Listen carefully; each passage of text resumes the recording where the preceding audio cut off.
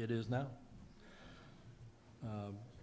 So, first order of business is roll call.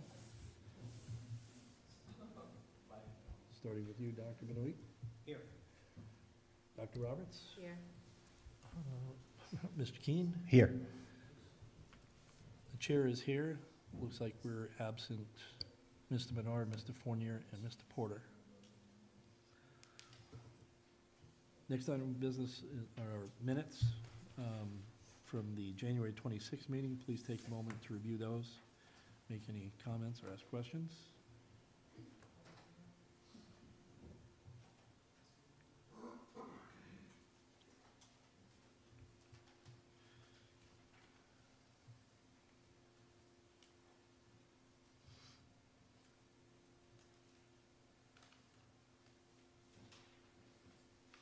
Any comments or questions on that? No questions.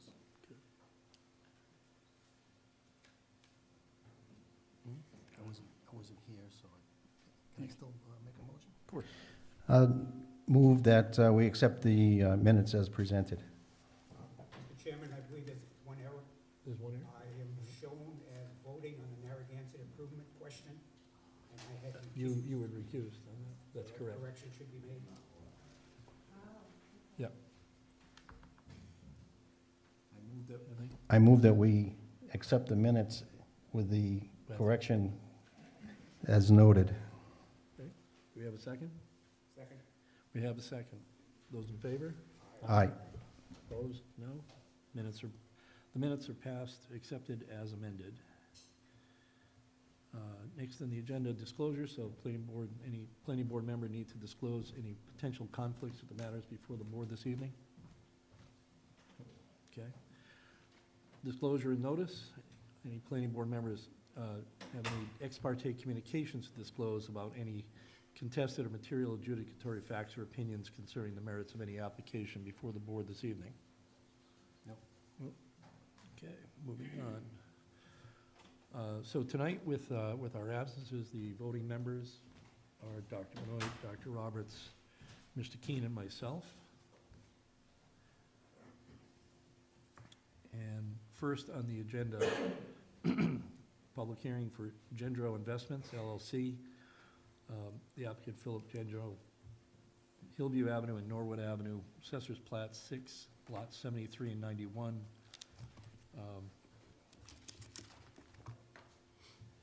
Mr. Carrillo, you want to just give a brief summary? This is a project that has been before the planning board before, received master plan approval. The request is to move a rear lot line to create additional area for a lot that fronts on Norwood Avenue. The planning board granted the master plan approval with several stipulations. The project then went to the zoning board and received the necessary dimensional variance from the zoning board, in particular less than required frontage. It is now back before the planning board for preliminary approval, and planning department is recommending approval with administrative final. Okay, thank you. John Longo, the attorney for the applicant, who's here today, Phil Gendreau, and the owner of the other lot involved, Manuela Garza. We agree with Mr. Carullo's staff report that this subdivision, this moving of the lot lines that you gave master plan approval to is consistent with the town's comprehensive plan, won't create any adverse impacts. The only quibble that we have is that the final approval not be contingent upon a satisfactory well test.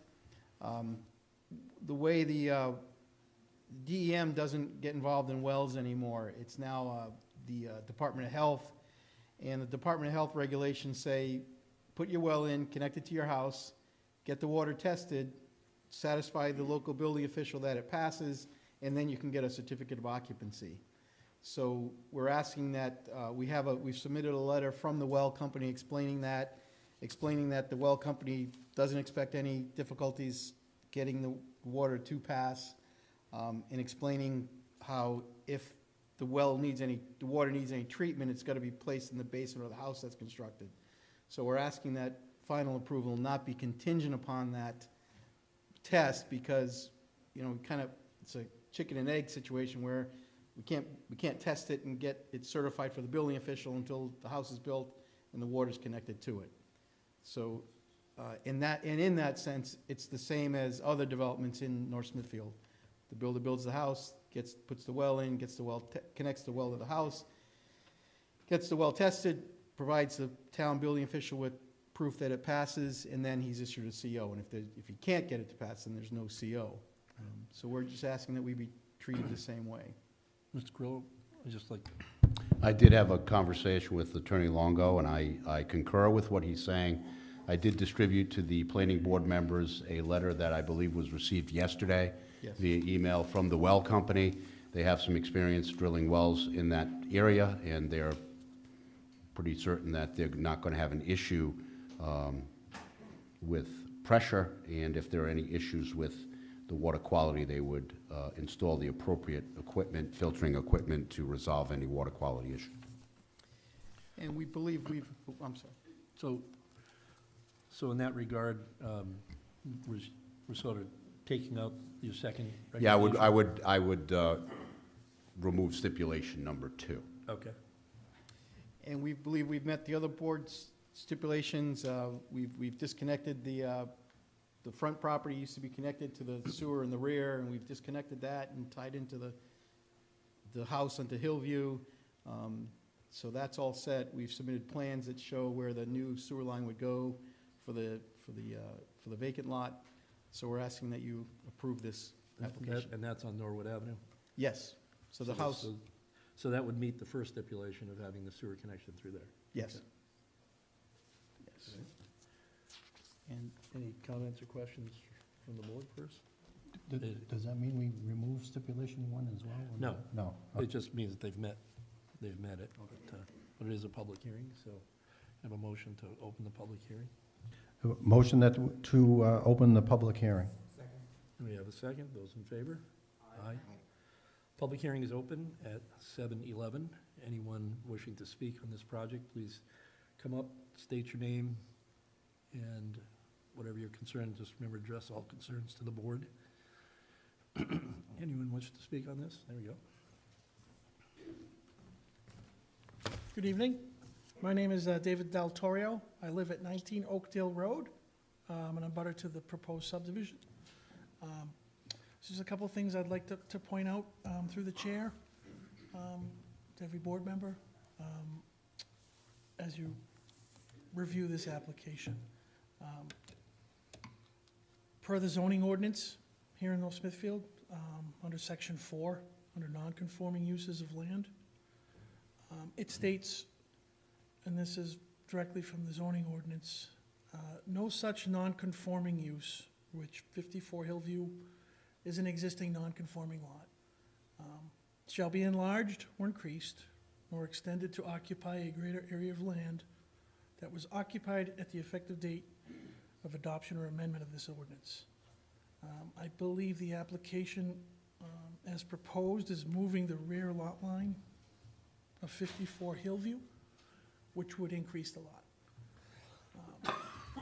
I would also like, through the board, for every member to be aware, Town Charter, Chapter LU, Land Use, under Article 5, land unsuitable for development, which is subsection B. Subsection B states, when calculating the number of residential lots or units permitted on a parcel, land included in all of the following categories shall be considered unsuitable for development and shall be deducted from the acreage of the parcel. One of the categories under Section B lists land within any public or privately held easement on which above or ground utilities are constructed. I believe the application includes an easement. Within that easement, there are utilities. There's a water and there's sewer, water and electric utilities within that easement. So I believe, following the town charter under that article, this application would be required to get another variance. They received one already. I think it would need to go back for another one. Could I just, I'm sorry to interrupt. Could I ask a question while you're Sure. on this point? Yep. Sure. Could you read that section of the ordinance again regarding the easement? Was it Yeah, it's under the town charter, under chapter LU, which is land use. Article 5, it says, when calculating the number of residential building lots or units permitted on any parcel, land included in all of the following categories shall be considered unsuitable for development and shall be deducted from the acreage of the parcel. Within that list of categories, item 3 says land within any publicly or privately held easement on which above or below utilities are constructed. Those are one of the categories where, under the charter, Article 5, required that area to be deducted from the acreage of the parcel. Town council, I thought, usually here, I request, again, through the board, if town council can provide a formal opinion to the board, if I've interpreted the charter and the zoning ordinance correctly. Okay.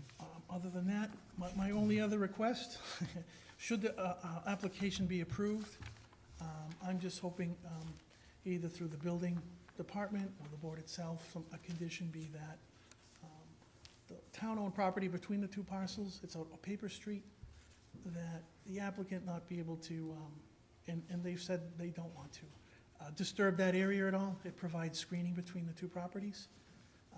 We just hope during construction, nobody's allowed to go in there to cut trees or brushes or shrubs or, in order to bring in materials and equipment. That's all I have. Thank you very much. All right, thank you. Would you like me to address that, Mr. Chairman? I would. A couple of things. Non-conforming use is just that. It's a use that is on a lot. Under the zoning code, there's also a section for non-conforming lots. The use is not, I hate to use a double negative, the use is conforming. It's a residential use in a residential zone. Therefore, it is not a non-conforming use. That section would not apply. It was a non-conforming lot. That section would apply. The applicant applied to the zoning board for the appropriate zoning relief, for dimensional relief for the non-conforming lot. That was granted. So the appropriate zoning relief has been granted. It is no longer under the purview of this board to consider any dimensional variances. They've been approved. With regard to the easement, I'm not sure what easement is being referred to, but I'm assuming it's the proposed easement for the patio. In that particular easement, it does not include utilities as we would understand utilities to be, which would be a public utility, water, sewer, electric. There may be some electric that runs out there from the house to the easement. That's really not relevant. In any event, I think that if you were to deduct the area of the easement, which is about 500 square feet, that in combination, these two lots would still meet or exceed the requirements for 2 buildable house lots. Okay. What about the paper street?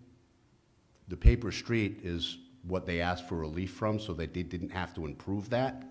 The paper street is Norwood Avenue, which runs in the front of the lot. I forgot, I think it was maybe 14 or so feet they were asking for a deviation from. They're not intending, I mean, the attorney can respond on behalf of his client, but my understanding is they have no intention of extending and expanding that paper street. It doesn't make any sense for them, nor does it make sense for the town, nor would the town support that. So they would probably accept a stipulation stating that? I imagine they would. Okay. Am I allowed to Absolutely. respond? I guess I'll go backwards order. I was asking that the paper street not be extended. I was asking that it doesn't get disturbed for, if the application goes through, that We're getting that. there's no trees or We'll anything that could. We'll add that as a stipulation. And on the non-conforming use, I think he was explaining 0 Norwood, not 54 Hillview, when he explained it to the board. I'm saying 54 Hillview is an existing non-conforming lot, because it's under 20,000 square feet. I'm not talking about 0 Norwood. Right. So 0 Norwood currently was a non-conforming lot. The applicant went to the zoning board to get a variance for that property for frontage. So- But not for the 54 Hill. No, Hillview. 54, the application is requiring, requesting to move the lot line between the two Right. So moving the lot line between the two is going to increase 54 Hillview.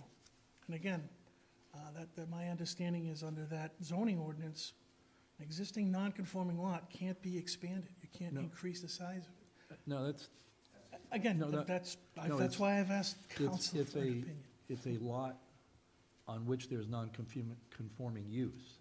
Because actually, a common thing with non-conforming lots is that they're too small. Right. The town would certainly be fine with people increasing them so that they conform. But if the lot is being used for a non-conforming use, that's what can't be expanded. Because now you're expanding an Okay. area that already has a non-conforming use. All right, just, it seemed But like it's that, used- it it is seemed like used that current- subsection of It the, is used as a residential lot, correct? correct, but in a residential non-conforming, I don't know, I guess non-conforming I thought would be Non-conforming zoning. use would be something like somebody had a business there, Right. right? So non-conforming to a isn't residential. referring to the zoning requirements for RU 20. Exactly, exactly. So the zoning requirements for RU 20 require a 20,000 square foot lot. 54 Short of- Hillview is less than 20,000 square feet Uh, currently. I'll ask the applicant, does it become conforming with the change in It becomes But- bigger, so it Right. becomes- less non-conforming? Is Well, that, that's Yeah. exactly what this zoning ordinance says you're not supposed to allow if it's an existing non-conforming lot.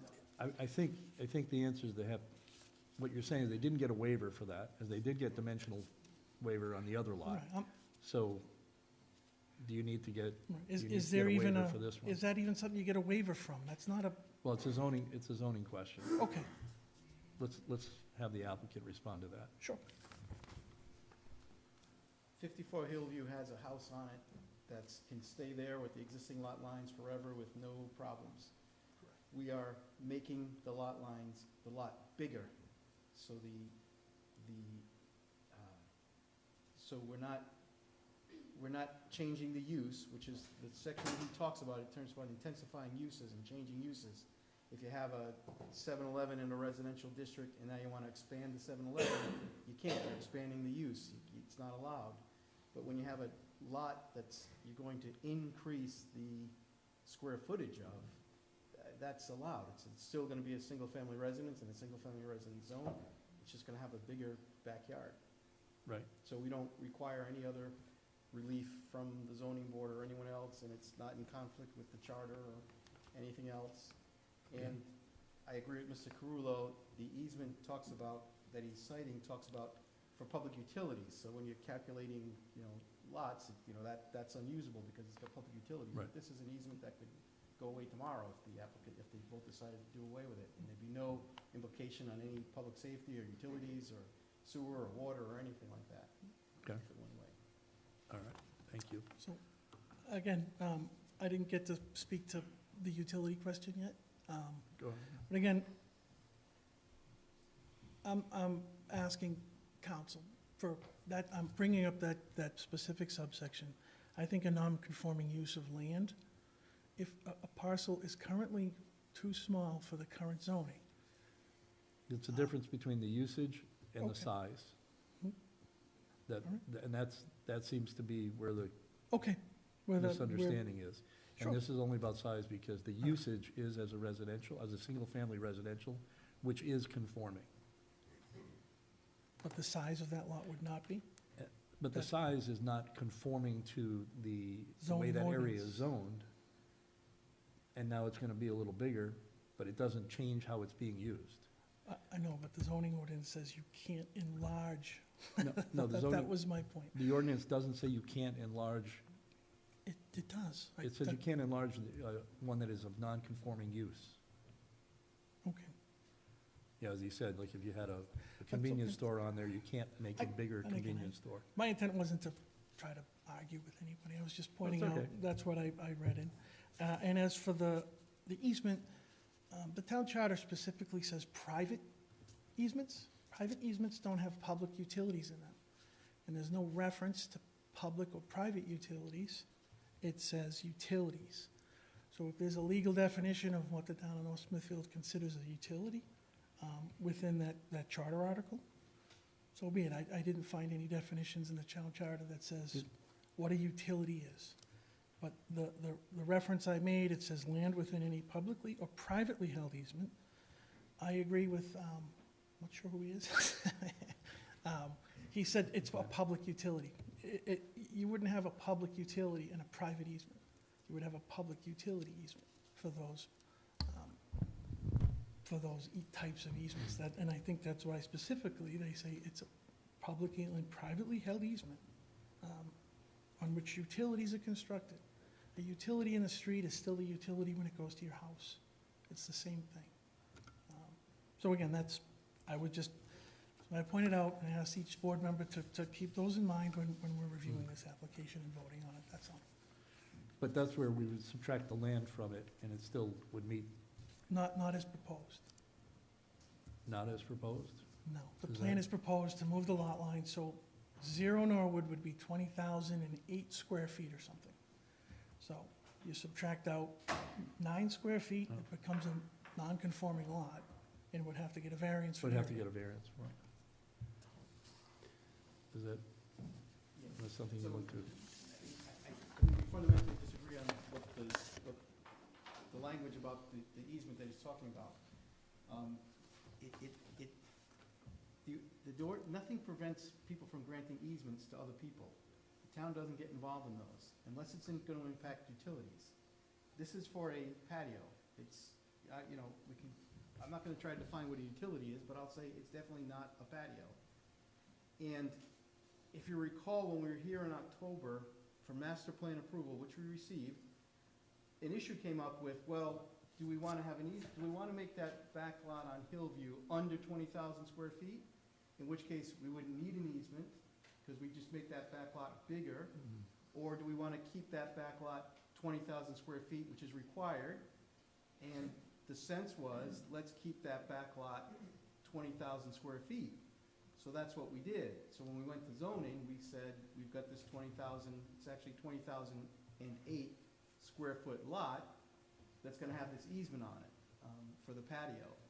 So I think, aside from the legal argument, which I don't think his legal argument carries any water, but kind of on a fundamental fairness level, the reason why we left the easement is because the board of, you guys gave us master plan approval, keeping that lot 20,000 square feet. Right. Which is what we've done. So I've got the practical argument and the legal argument that says there's nothing preventing counting the easement for the patio in the 20,000 square foot lot. Right. And it's not, and again, it's not public utility. Correct. It's- It's just for the patio. Oh, okay, so it's for the patio on the surface, gotcha. Yes. Okay, Right. thank you. And again, I would disagree with the history of an October meeting, or whenever the last meeting was. They originally proposed to move the lot line so that what they're calling a patio, which is a significant structure. It's probably a 4-foot stone wall. It's a poured, probably concrete patio that's 4.5, 5 feet high. It's not a patio. They originally proposed to move the lot lines so that patio wouldn't be on 0 Norwood's property. But moving that lot line that far brought that lot below 20,000 square feet. So what they would be doing in the original application was asking the board to create a non-conforming lot for zoning area to subdivide this property, these two properties, or change the lot line location. So the discussion during that meeting, there were several recommendations being made. So that was kind of the previous discussion. The board voted on, instead of creating a non-conforming lot to build a new house, settled on leaving the property line just in a location where that 0 Norwood was still, from an area size, conforming, and it made 54 less non-conforming, was the discussion, because it's still not 20,000 square feet. Right.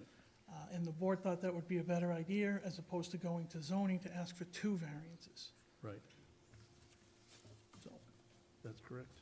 Yes, that's correct. And because the board, you could have approved it I mean, that's the purpose of the master plan, is to get that kind of recommendation. Yeah, So it's- yeah. and, you know, at the 11th hour, for somebody to come in who's taking This is part in all these hearings and Well, these public hearings are held when they're held. area, I It's mean- not an 11th hour thing.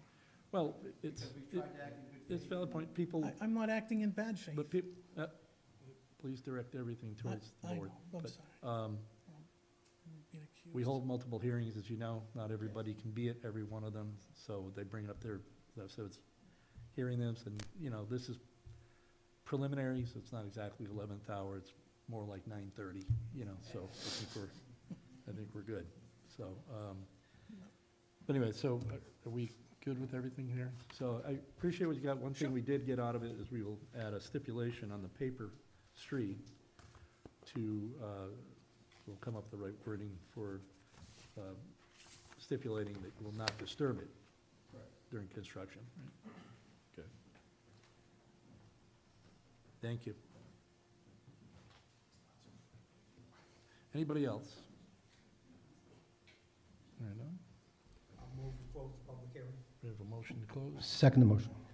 Those in favor? Aye. Aye. Public hearing is closed at 7:30. Okay.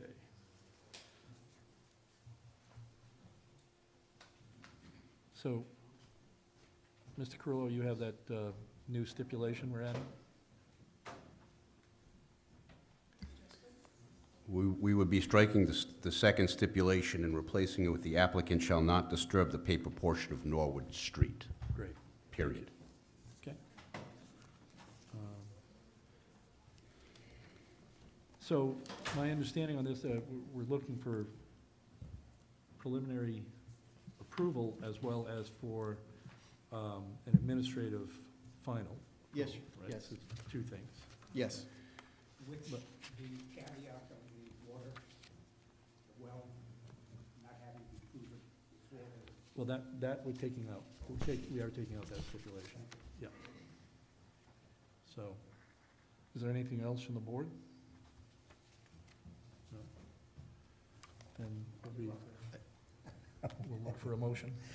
I'll take a whack at it. If Mr. Del Toro was here, I would have commended him for his research on this, and his efforts to prove his point. However, I do think that the easement for a patio doesn't fall underneath the easement for utilities, private or public. But regardless, I'll move that we approve the preliminary plan as amended to remove the well stipulation and to insert the stipulation about maintaining Norwood Street. And then second motion for the final? First, we take care of the first motion first. Okay, yeah. So we have a motion for approval with the stipulations as we've identified. Do we have a second? Go ahead. Sure, I'll second that. And we have a second. Roll call vote. Dr. Yes. Knight? Yes. Dr. Roberts? Yes. Mr. King, yes. Chair votes yes. So the second thing to vote on is whether to move this to administrative approval for final. I'll make a motion that we approve the final by administrative. Okay, we have a motion. Second. And we have a second. Roll call vote. Yes. Yes. Roberts? Yes. And the chair votes yes. So it will be through administrative. Okay? Thank you. Thank you.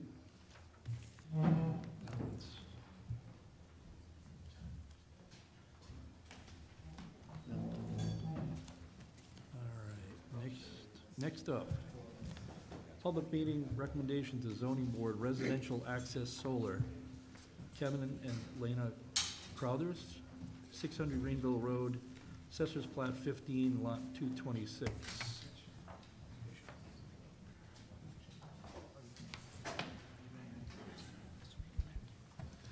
Mr. Carrillo, you have a summary for us? Mr. Chairman, this is an application for a special use permit.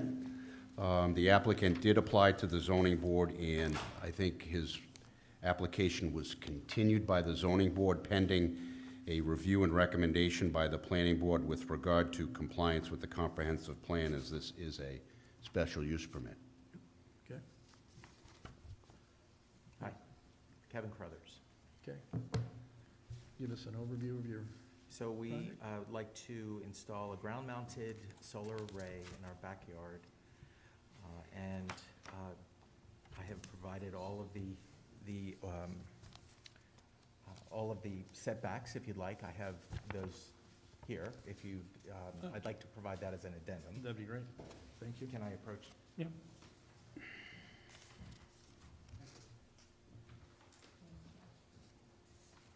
Thank you. Sir. Perfect. So I think the only question from the zoning board for the special variance was they required or needed a recommendation from the planning board and approval, or recommendation. Recommendation.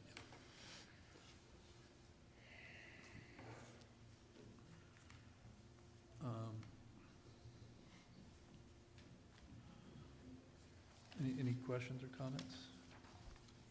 I don't have any questions. All right, so there is a public hearing. Well, why don't we open it up for the public hearing? Move that we open the public hearing on. Second. We have a second, those in favor? Aye. Okay, the public hearing is open at 7:35. Anyone have any questions, comments on this, for this project? No? I'll move we close the public hearing. We have a motion. to I close. second it. And we have a second, those in favor? Aye.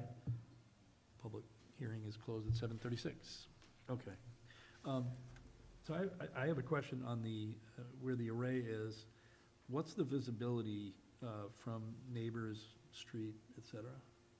There's no visibility. If you, I have pictures of facing outward from where the array would be located That's what the, okay, I got it. Yeah. on that sheet. And I've also included the setbacks for each Mhm. of those directions. I have Mr. Asensio Yes. here, who is also part of the New Watt Energy. If you have any questions, his company is going to be installing the array. Okay. Oh, I see, so that's the, yeah, I'm Yes, just seeing correct. that circle there. Have this picture, so you can see this is would be the Mhm. northwest corner is where this dot is. Yep. So it's pretty far from the street, Right, from the neighbors. yeah, and it actually even slopes down a little bit back there, so it's. Correct, yeah, yeah. It's Yeah. hard enough to see the house from the street, and this would be behind the house. It Right, would be right exactly. here. Mhm. Great, Yeah, that's where the array will be, is right here. So from the street, you can see the house a little bit, because there's a lot of trees, and behind the house is the array here in the backyard.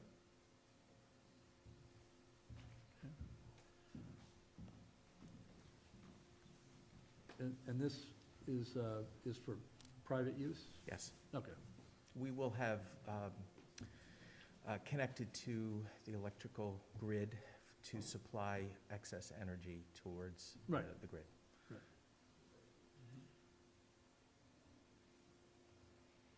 Everybody's dream is getting checks from the electric company, right? Why not? Any, They're just looking for a positive recommendation from zoning board. Yep. I so move. we have a motion, And I'll second it. and we have a second. Roll call vote, Yes. yes. Yes. And Yes. Skeen, and the chair votes yes. Okay, thank you.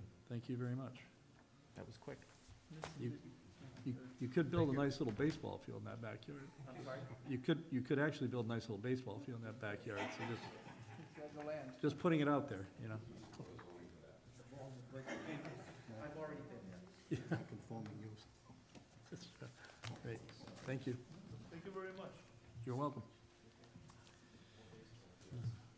Huh? Can't go wrong with more baseball fields. Let's see. Jeff's a coach. Oh, is he?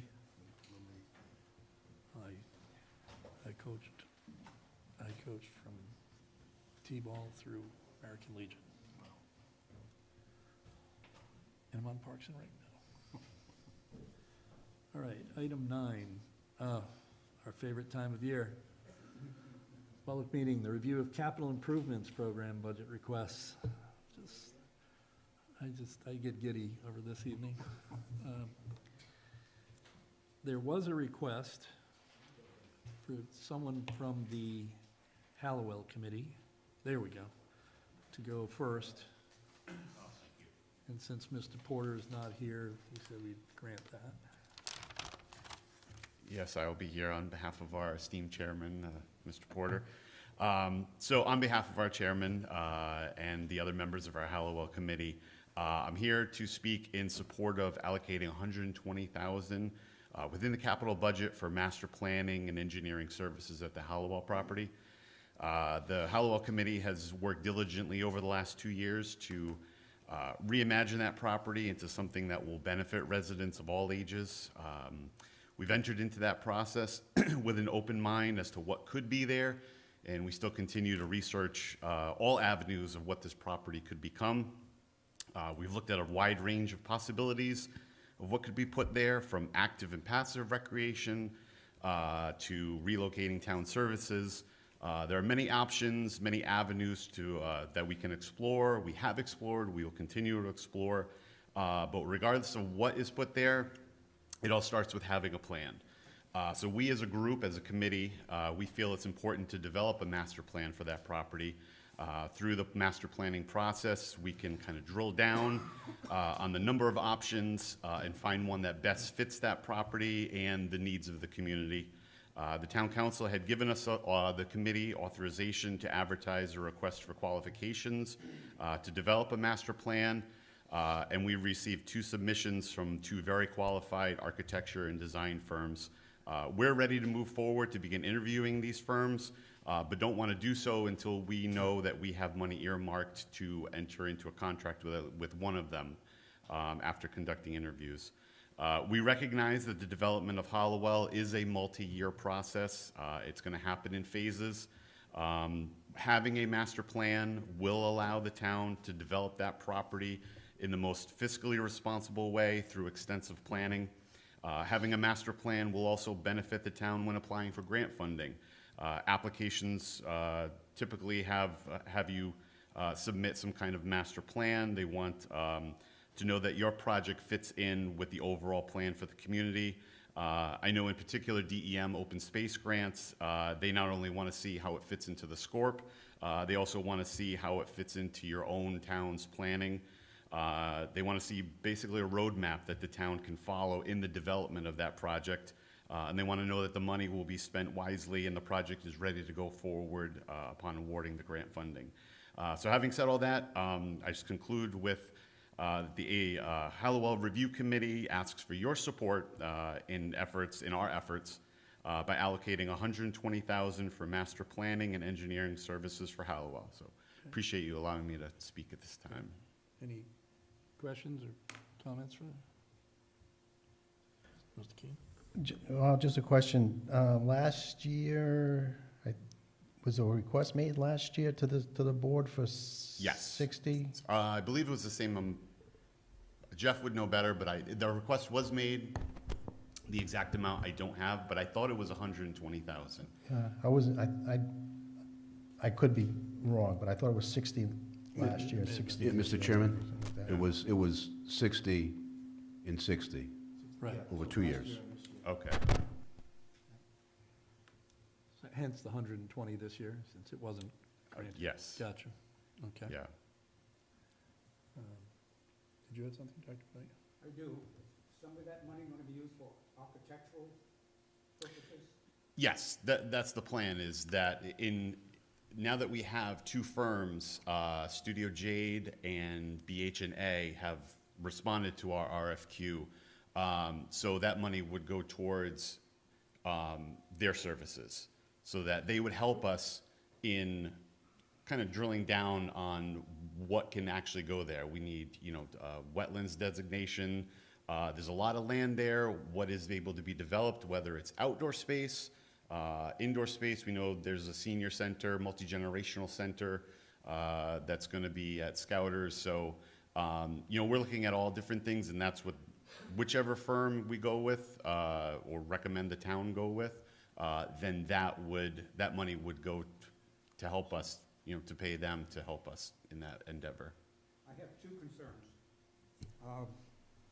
It seems to be putting the cart before the horse. How are Okay. they going to design a building, the architecture, if they don't know what's going there? Well, they would help us also, it wouldn't just be a building, because now that the multi-generational center is going forward at Scouters, we always have and will continue to look at whatever else can be put there. Walking trails, splash pad, playground, fields, whatever the community needs. But in contracting with this firm, part of their work for us, for the town, would be holding public charrettes, more community surveying, more outreach to the community to get a sense of what is needed in the community, and also what, based on what is needed, what can be put on the land that is available over there. So the idea, so they're coming up with the concepts Yes. based on all that input, but I mean, as opposed to what I've seen in this town, some do-it-yourself projects, and I think that would be Right, wrong. right. So, and if I could just piggyback onto what you asked, so when you talk about this being, it's really for the master plan, for getting this into master plan, Yes. does that 120,000 get you, say, through master plan, meaning at the time master plan, let's say master plan, you presented, it's approved, okay, that terminates your contracts with them, and now you maybe have to rehire or choose someone else for preliminary. But I mean, what exactly, and I think that's to Dr. Benoit's question too, how far does this 120 get you? I think it can get us, if we can work within that number, we can go to the firm, whichever firm is chosen, and say, this is the budget we have to work with. Here's the services, you know, we can tailor the services to what we need to that budget right there. I think master planning, I think in our meeting, it was discussed anywhere from this amount possibly up to 150,000, but if we have a set amount, we can go to whichever firm Yeah. scores the highest and we feel would be best, and give them that budget number and say, we need to work within this number. Here's how we can work, you know, between public charrettes, between surveys, work done, we can work within that number. Because I think a concrete deliverable is what's key. Otherwise, it's sort of, you know, having it take you to the point where, oh, we've got 3 neat ideas we like, but we ran out of money. You know, that's I not good agree. use of funds, right? So Right. to me, in the scope, it should be, this is to take you through the completion of master plan, which means at that point, to Dr. Benoit's concern, there is now a design for the property. Yes, and then we And can no go. engineering drawings, none of that stuff, just Right. the layout, how it's gonna flow. Right. And then you get into the preliminary phase. And then at that point, we can, you know, we can start looking at, okay, how much is this portion going to cost? If there's walking trails incorporated, okay, maybe we can focus on that first. If there's another outdoor element, and then with the planning, if there's anything that needs utilities, those will be known. So as the phases go through, then those will be known ahead of time instead of kind of piecemealing it together. Oh, this would be nice here, this would be nice over here. Well, now to Yeah. connect those, Yeah. we're gonna have to destroy or disturb this, where if we know ahead of time, that's where all the planning comes in. Right. But to be done by professionals that Correct. have done this before. Correct, That's a novel concept. yes, That's great. yeah. Did you have another concern? I have a second comment. Sure. In our Valley Breeze last week, or whenever, a couple weeks ago, there was mention that Scouters Hall was getting $4 million from federal money.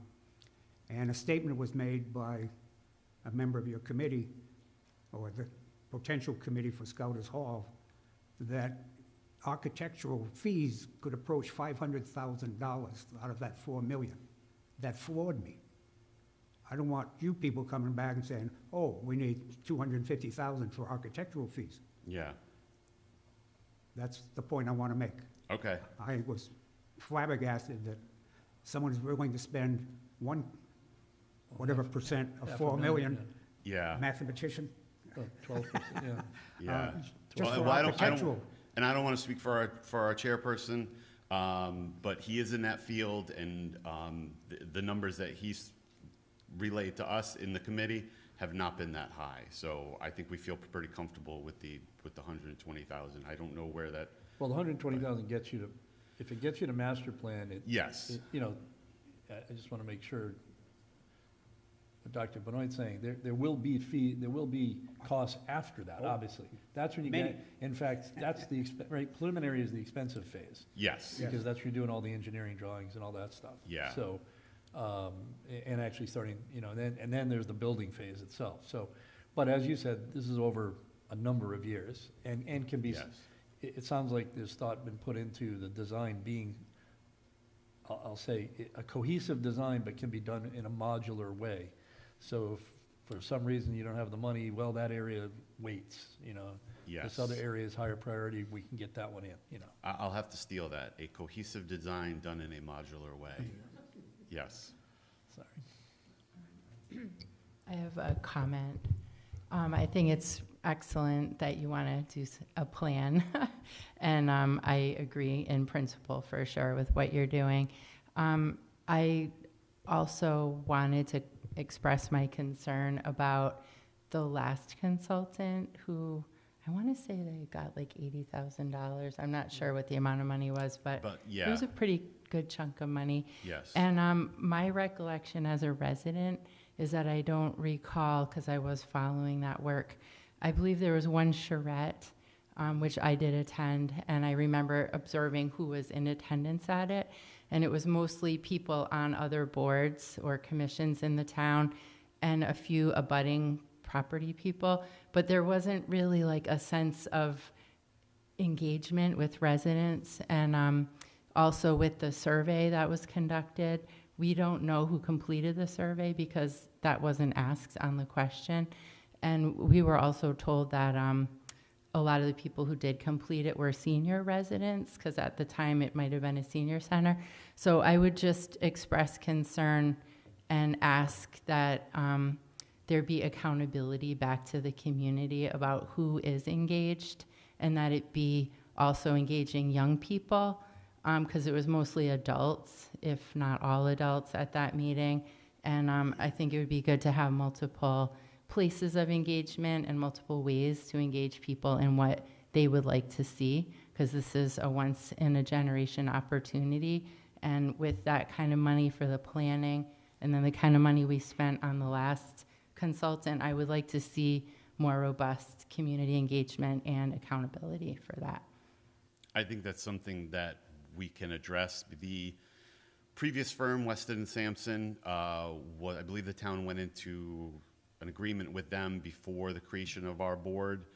So we did not pick them as a board. The two that were submitted, we have an opportunity to pick them to address those issues. How would you conduct public charrettes? How would you do outreach? Those are things that we can ask both firms. So yeah, there was some lacking, I would say, from the effort that we got from Weston & Sampson. I think that's a learning experience that us as a board can take in interviewing these two, and things to maybe look out for, maybe to address, so that we do get that a little more response, since we would be the paying customer.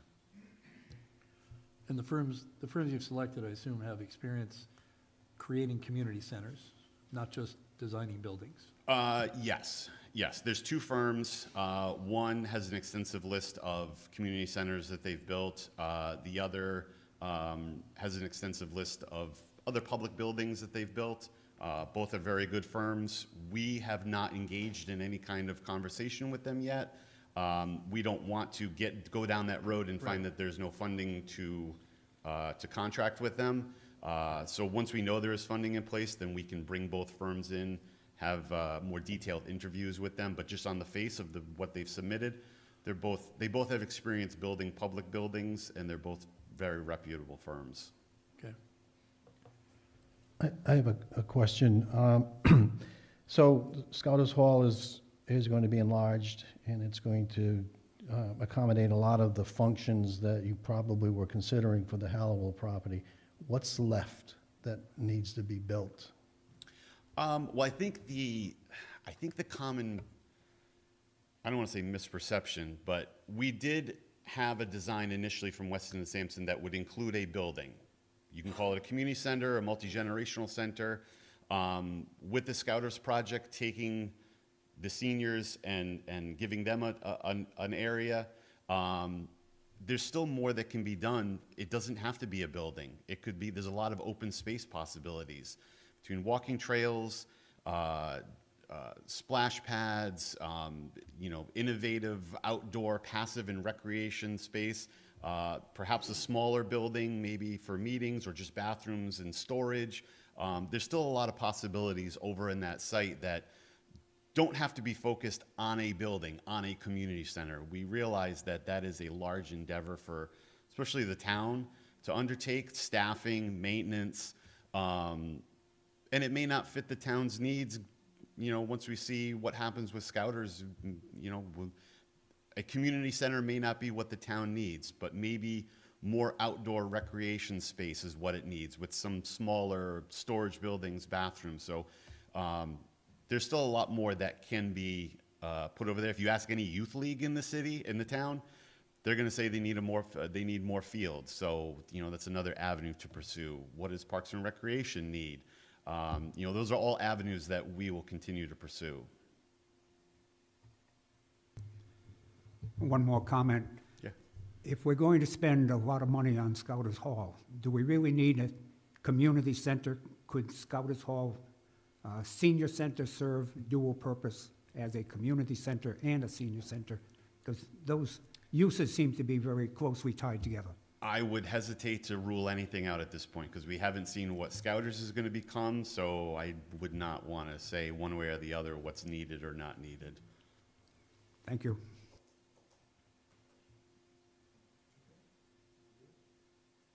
Okay, thank you very much.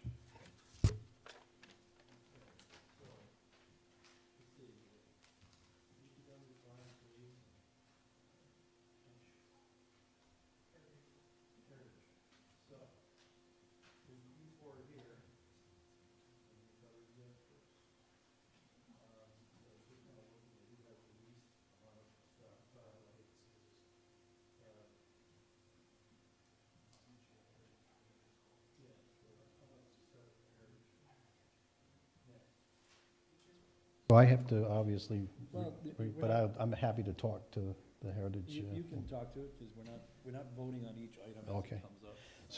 So the Heritage Association, as most of you probably know, has been working to restore the Forestdale School for a number of years.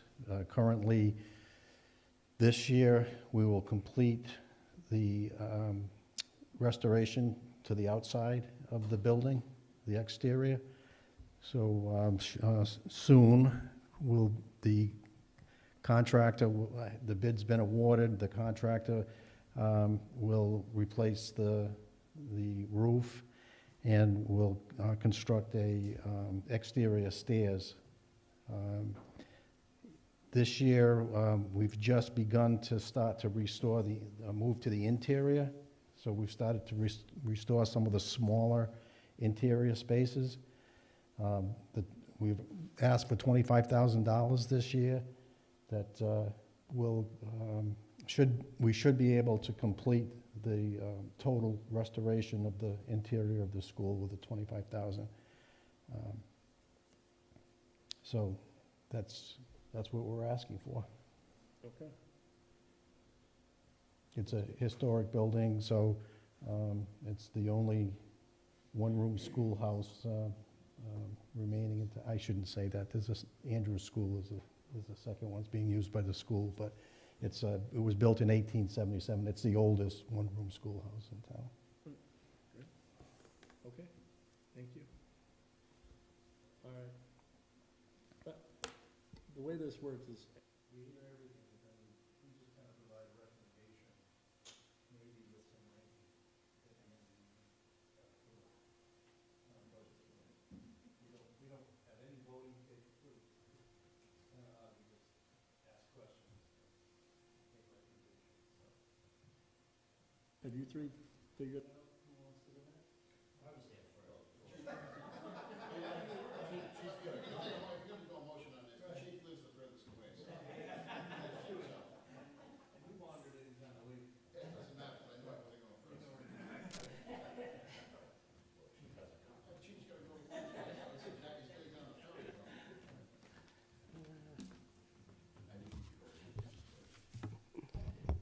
Good evening.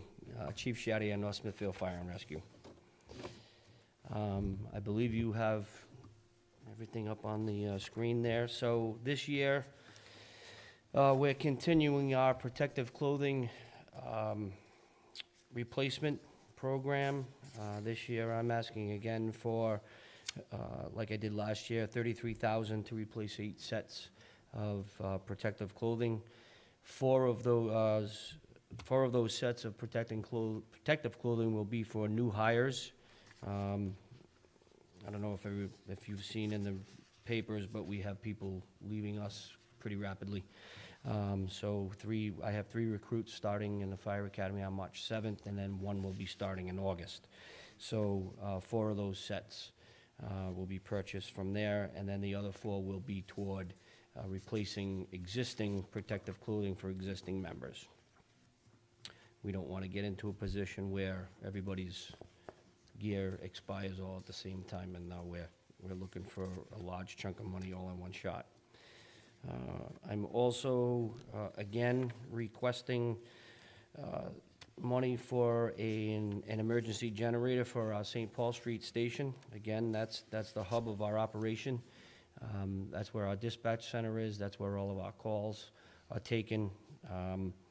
I've asked for this. I believe this is the 3rd year now. This year, my quote includes installation. We're up to $63,490 for that request. I will say that with the lead of Bobby, we applied for a grant through the Rhode Island Emergency Management. We filed that back at the end of January. I believe we finished all the paperwork. That request was for about $125,000. That's for 2 generators for both stations. Unfortunately, I spoke to our contact at REMA yesterday, and we may not know anything for another 3 months as to whether or not we received that grant or not. So I'd like to at least get this potentially in the budget, and then if we receive the grant, then great.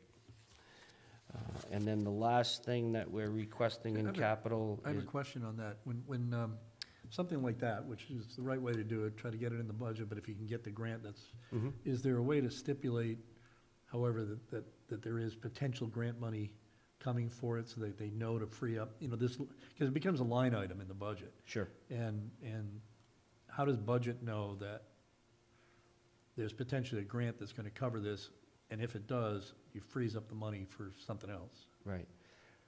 I would think finance would probably have a handle on Yeah. that, where they can appropriate it, and then, So if you know in 3 months, you'll know before the town council votes on the budget whether you have the grant. But, go ahead. but at the same time, we're dealing with the government, so I wouldn't count on the 3 months. So, Well, no, but in Rhode Island, they get all the grants done by June 30, If- because of the way they run their Okay. session. I just know because I've done some yeah. baseball grants, actually, so. If the town council does approve the funds, they have the ability to transfer the funds to another project if they want to. Sure. So, and just another note about that generator. Have you ever heard about an Aquarius engine? I have not. I never did either until about 2 weeks ago. But it's amazing technology. It's been around for a couple of years. It's an engine that only has one moving part. It's a horizontal piston that fires on both ends, and the part that moves is the piston. It's a lot smaller, and it's apparently a lot more reliable. And you might want to check it out. Just Sure. to, I thought it was fascinating. Right. Just a point of interest. I thought you were trying to tell me a joke there for a second.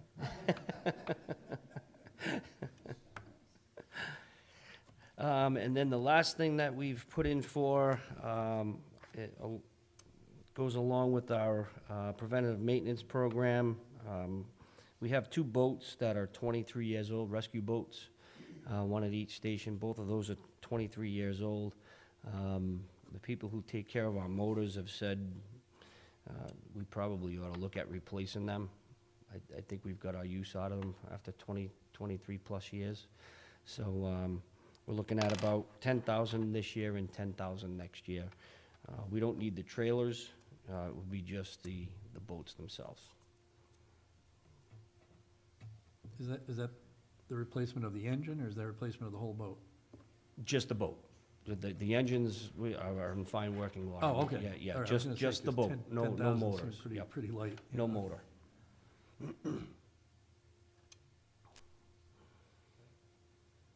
If those are antiques, the Heritage Association might want to, They may be.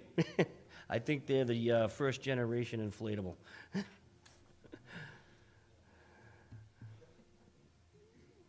Okay.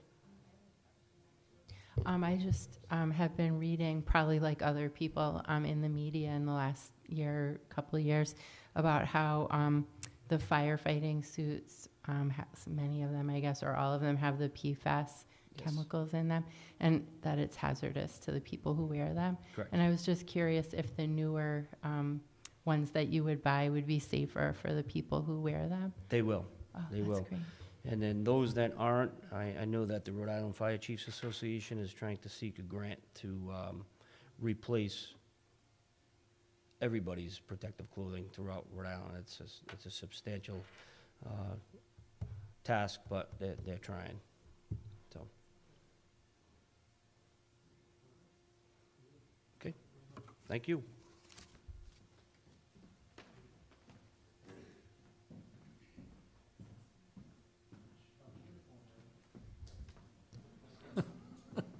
Good evening.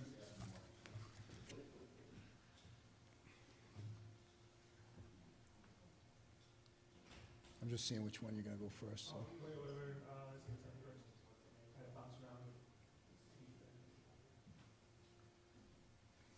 The best one, the cruisers first. Cruisers, yes.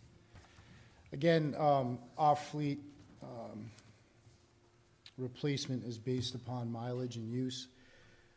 With that said, on any given year, we have motor vehicle accidents where cruisers are taken off the line. We had a few last year, which increases the mileage on the cruisers that are in patrol at the time. We transferred vehicles, one to the SRO unit, and sent that cruiser is going to be decommissioned. Another cruiser that was on the patrol line was transferred as a detail vehicle. And over the past 3 years, for those board members that have been here, I enacted a policy that instead of auctioning off a cruiser that may have 100,000 miles or is problematic, I put it into a detail group where a detail car is used and paid for by a subcontractor, electric company, gas company, and it sits there and runs. So it's undue stress on a motor. I don't like to take our patrol response units and have them on a detail. If it's very cold or very hot, the radiators and the thermostats, and they get really run down. So we use those cars because it's not really worth auctioning them off. It's worth more having them on the detail and taking that punishment instead of the patrol car. With that said, our line item for repair vehicles has come down quite 25 to 30% or so. Where when we were at those years where the patrol frontline patrol units were upwards of between 60 and 100,000, we were burning through that budget quite rapidly because of the repairs needed. So that's been working out for us.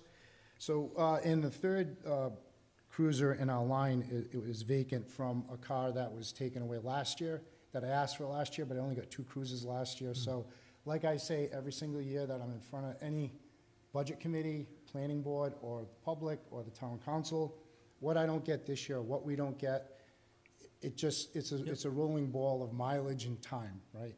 So this year, we're asking for 3 cruises for those 3 replacements. And I know there was a question as to our calculation or cost. The cost of vehicles, as you know, with COVID and the supply chain, motor vehicle manufacturers have really cut down. They're not even making any Fords right now coming off the line brand new. They stopped making the Fusion, and they stopped making the Ford Interceptor, which is the sedan-style Ford police car.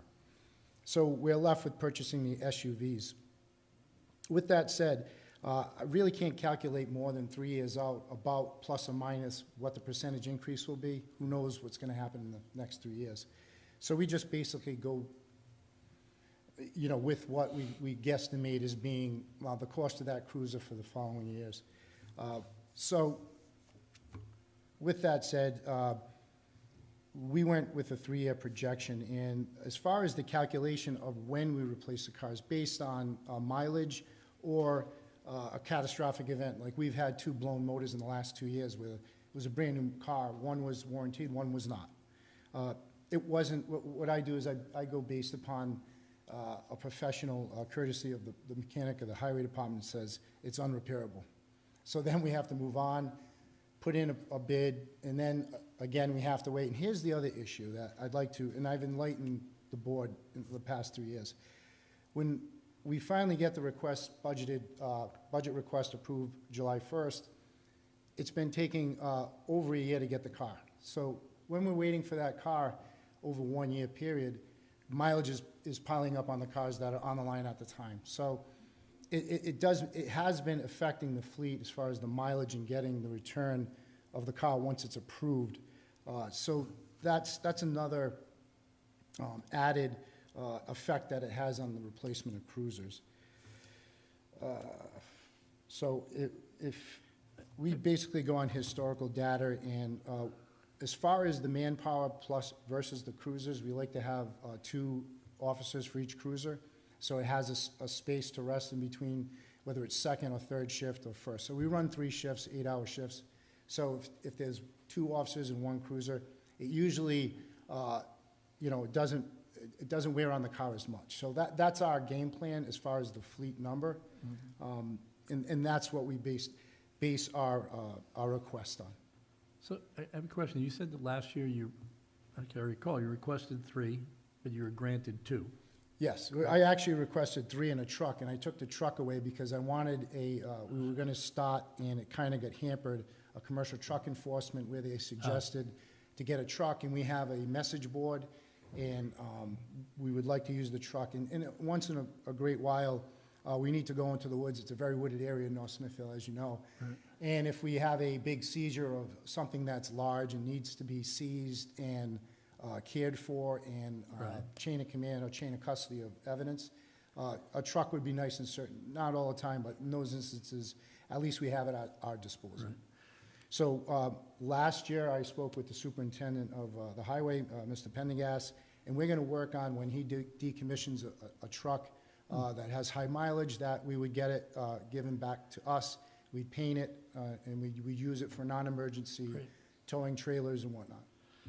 But on the cruisers, yes, if you asked for 3 and you got 2, yes, and this year you're asking for 3 again, yes. Would you, had you gotten the 3 last year, would you only be asking for 2 this year? Probably, because that's where we, Okay. Number 11 on my chart is a vacancy, so that's from one we didn't All right, get. So now thinking ahead, just so, and I've done this for the past 3 years, I mean, I did it as a captain for the retired chief. So we have 3 cars now, 41,000, 55,000, and 54,000 miles.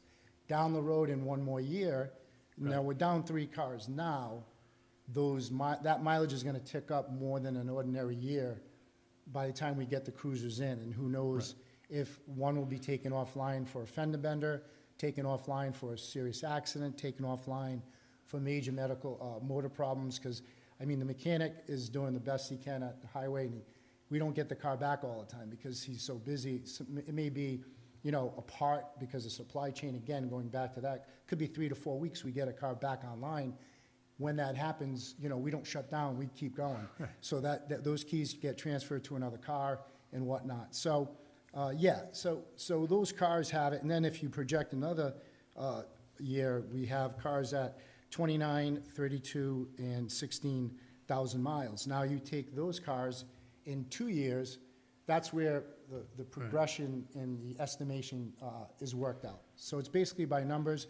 If we have in a perfect world where the mileage is equal year in and year out, I don't really envision us, we may go down we may only need 2 cars, but then you have the detective cars and administrative cars that may tick up, and then those would be added to the request. Right. No, I just wanted to make sure it was accounted for, because I didn't know if Yeah. you needed 4. Yes. That's, you know, that's. Right. um, Any questions? So for something like the administrative vehicle, which is not used in pursuit or any of that kind of Sometimes stuff. they are. Sometimes they are. Okay, well, it might answer my question. I didn't know if you had, if, They have emergency equipment, lights and sirens, they just don't have cages. I've been trying to get radios, some we have active mobile radios, and others, the officer just has a portable by hand. okay. So is there any look and this would be a general question for police forces everywhere, is, at looking at electric vehicles yet for, We haven't looked at electric vehicles, but I'll I tell didn't you. even know if any we- are offered. We Yeah. had a hybrid unit on the line, and officers do not like it. Yeah. It's hesitant. Yeah, It's because it's, you go to zero, you know, you get a call code 3, and those kind of cars aren't built to waste gas. They're Right. made to conserve it, and when right. it's not very friendly in our environment. Well, you're not getting a To the Tesla. motor. I think it You does go- more harm than good because of the way that motor's built and the way we have to drive at Right. certain times. So no, I haven't looked into electric Yeah, fleets. I imagine they'll come out at some point, but I mean, you can, certainly if a Tesla can go 0 to 60 in 3.8 seconds. It's not, yeah, it's But not on the so. other hand, it's not well, going to to tell you be the- as rugged. To tell you the truth, the non-pursuit statute in Rhode Island, it's not the speed that the cars drive, it's the amount of time they're on the road. So it's just the wear, yeah. That's what wears the cars down. And Right. it's the stop and go. Well, that's why I think over time, some You of go the to an electric alarm vehicles have call- a lot less wear and tear. So we have a lot of square miles in town, I believe it's like 38 or more. You're going from Park Square to an alarm call on Leonard Drive. I mean, there's some hairpin turns in driving. Yes, And that's what happens. And it could be an alarm, and halfway there, you're code 3 because it's a code 3 call, which is light sirens Yep. and Yep. 10 miles over the speed limit or what have you. And those calls may come in, 10, 15 a night on one shift, or maybe 3 or 4. But those kinds of calls and that kind of driving in the 24/7 operation is the wear and tear on the car. right, It's just, we break a lot of things and we wear a lot of things out because Yeah. we're open all the time. yeah. Yeah, they haven't yet got it to be more rugged. The engines. You can ask Ray, we get a lot of things fixed in the cars. Here's top customer? Between oil changes, tire changes, brake changes, I mean, you'd be surprised in a 24/7 operation, how much time these products in these vehicles are on the road and working. So have you got other stuff besides vehicles? Yes. You moving on? I'm going by him, so I don't want to be rude.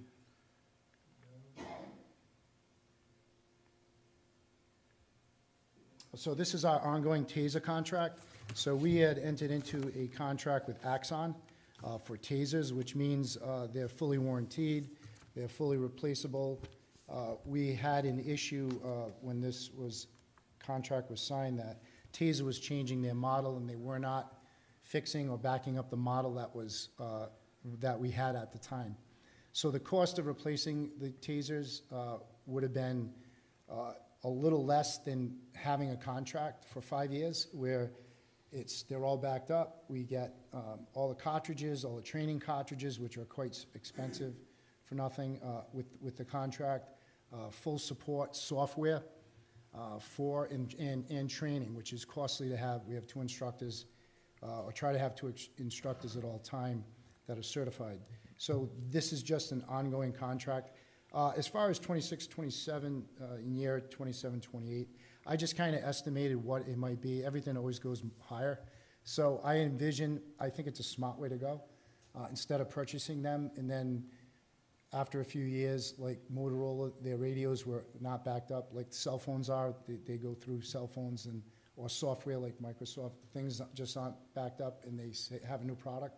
So I'm just envisioning, I would like to, if we have the chance to sign another contract for 5 years, so we have the best product that they offer with maintenance and comes with the training and whatnot. So that's what this request is for.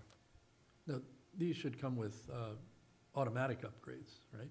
Yes, it's all software, so the. Yeah, but I mean, the software is being purchased with service plans and all that, so anytime they come out with a new version, you're eligible to, A new version Upgrade. hasn't come out yet, so I couldn't answer that question. So, but the version that we have is upgradable, so any upgrades that we have with our software or with the TASER, it's part of the contract. that's what I mean, yeah, it's already paid, that's Yes. paid for, yeah, Yep. okay, good.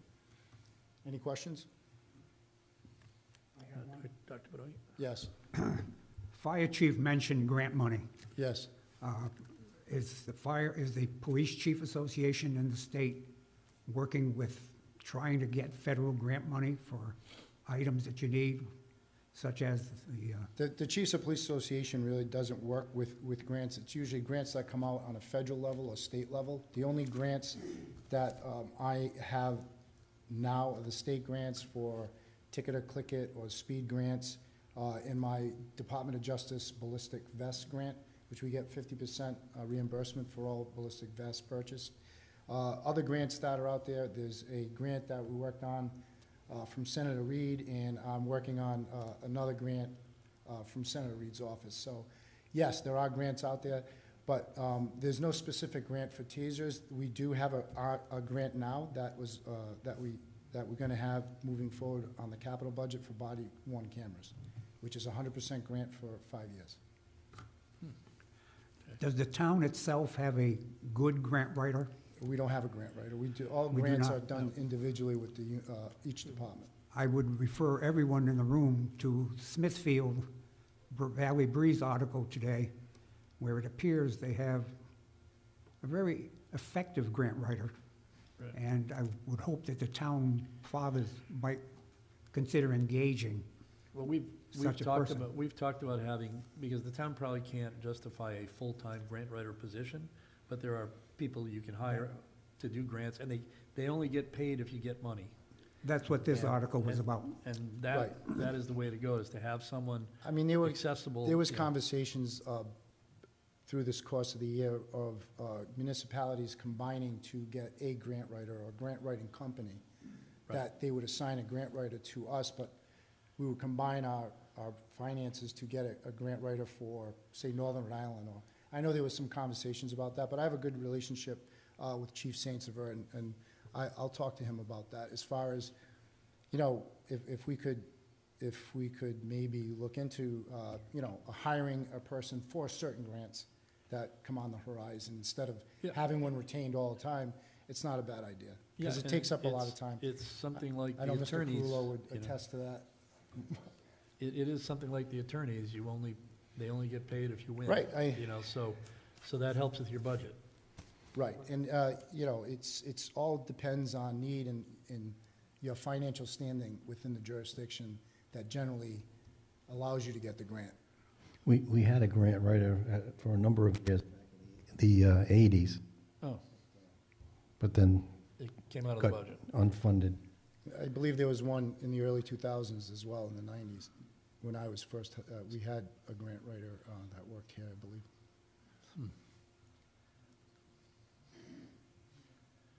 Okay, anything else? So we're up to the drone. So we had, I'm sure you saw it in the news, a person that walked away from a house that was physically handicapped. We ended up finding that individual the next day on Matty Road.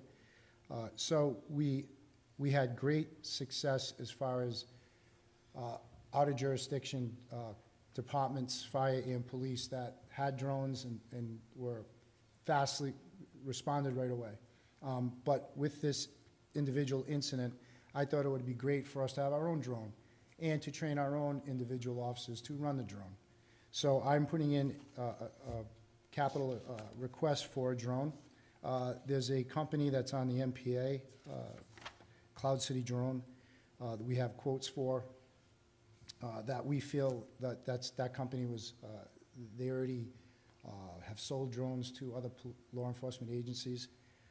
It would only take, I have a question that was emailed to me about training for the drone. So it's an FAA license, it's a 107 license, it's called, the cost is like $300 per officer. So I would like to have 6 officers trained. That's not kind of your purview, that's my operating cost through training. So I would like to get the drone, and I'd like to train 6, the sergeants and lieutenants because they would be putting the patrol supervisors' cars on the road in case they're needed. Is it made in China? I don't know. Yeah, probably. Okay. Yeah, any other questions on the drone? All right, last but not least, body camera. So the capital budget, again, it's a 5-year grant and a 5-year contract with the same organization or company that services our tasers. I felt to keep it in-house because we're very familiar with their software on the tracking of the tasers, with the tracking of the body-worn cameras. The editing software and the storage software that's provided by Axon, I thought was the best. I think Axon, off the top of my head, but I think they service most of the law enforcement agencies in Rhode Island now. So that's the reason why we chose that company. They should give you a better price. Excuse me? They should give you a better price if you're expanding what you buy from them. They're on the state MPA. I believe they're the Oh. only one on the state MPA. Oh, okay. But I don't know from the time, I've been on this project since I was a captain, because we were looking into body-worn cameras then. And Right. we sat with Axon because they were the only company that provided, at that time, a law enforcement, and it was at the end, but they were on the forefront of providing body-worn cameras. So I sat with retired Chief Reynolds for that. I was impressed then, and now coming around to the grant and then providing body-worn cameras to Rhode Island for this particular grant, I felt they were the best company to go with. So again, it's a 5-year contract. There's storage involved in that because there was a question that was emailed to me. There's storage involved with that. Now, software, the equipment, the charging stations. Now, with the storage end of it, because that's where a lot of the money, the fears of the expense and cost would be the most, is that it's a guesstimation based upon our activity and the number of officers we have. So through the course of the year, this is the first time we're going to have body-worn cameras. So that memory could suffice, it may not. But for the estimated cost of the amount of storage that is needed for a department our size and our activity, that's all part of the package. So Okay. I can't stand here and say to you with 100% that it won't cost more for storage, but I don't know that. How long are you required to keep the video that you, It depends on the amount of storage that you have. So I believe it's upwards of 6 months. So as far as an incident that is in litigation, that's evidence. So that's stored forever. It's just put in a different place and kept. I was gonna say, I imagine they make it. Yeah, they- it depends. they- If it's your everyday, just running video, Oh, okay. if it's a recording of anything that's of evidentiary value, it's kept. Okay. But And- video takes up a lot of storage. Yes. Yeah.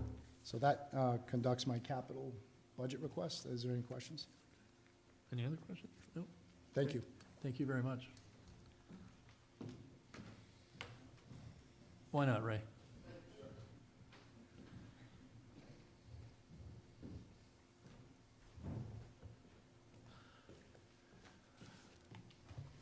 Good evening, Ray Pendergast, Director of Public Works. We're going to start at the back of the game. Top page, first page. All right, let me, Unless you want to go somewhere different. now, let me turn my folder around.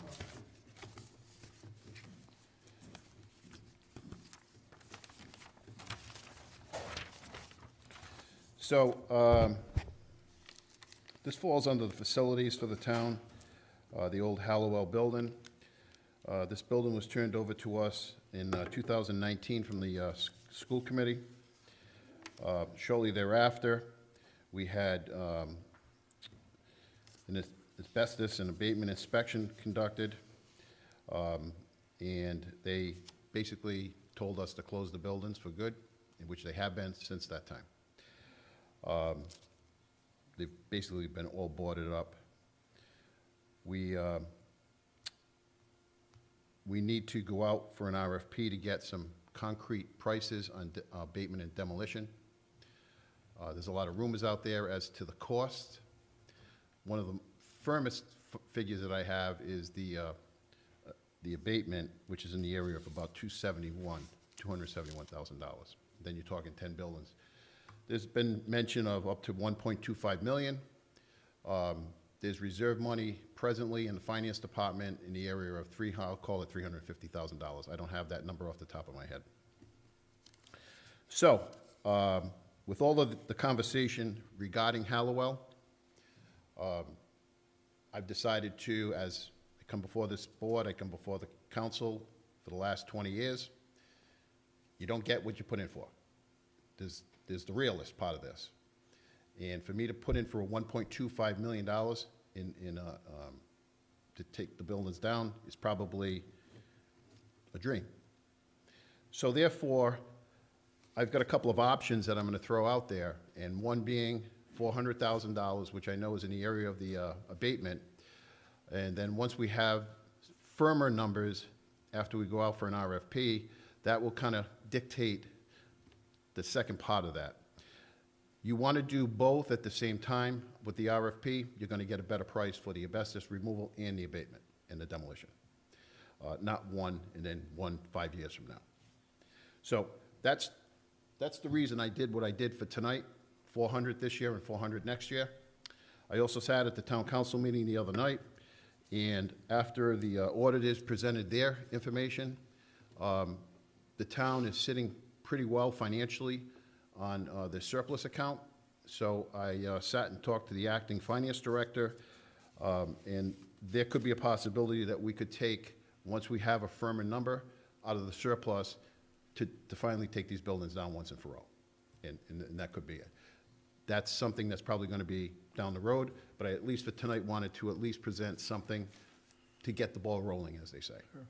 But given the forward-looking work on the Hallowell property, it seems to me that somehow these two should be related. I mean, obviously, the buildings have to come down, and everything has to be cleaned up in order for new work to start. But on the other hand, we have a committee, and we're funding for a plan.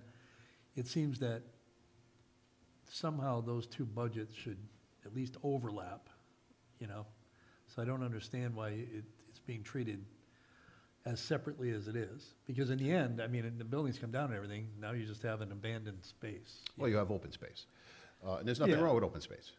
Well, you have open space. Contrary to what- Well, let me ask you, does the demolition include removal of all the concrete? Yes. Oh, okay, yeah. then You you're will right. have acres of open space. Okay, Nothing wrong with that.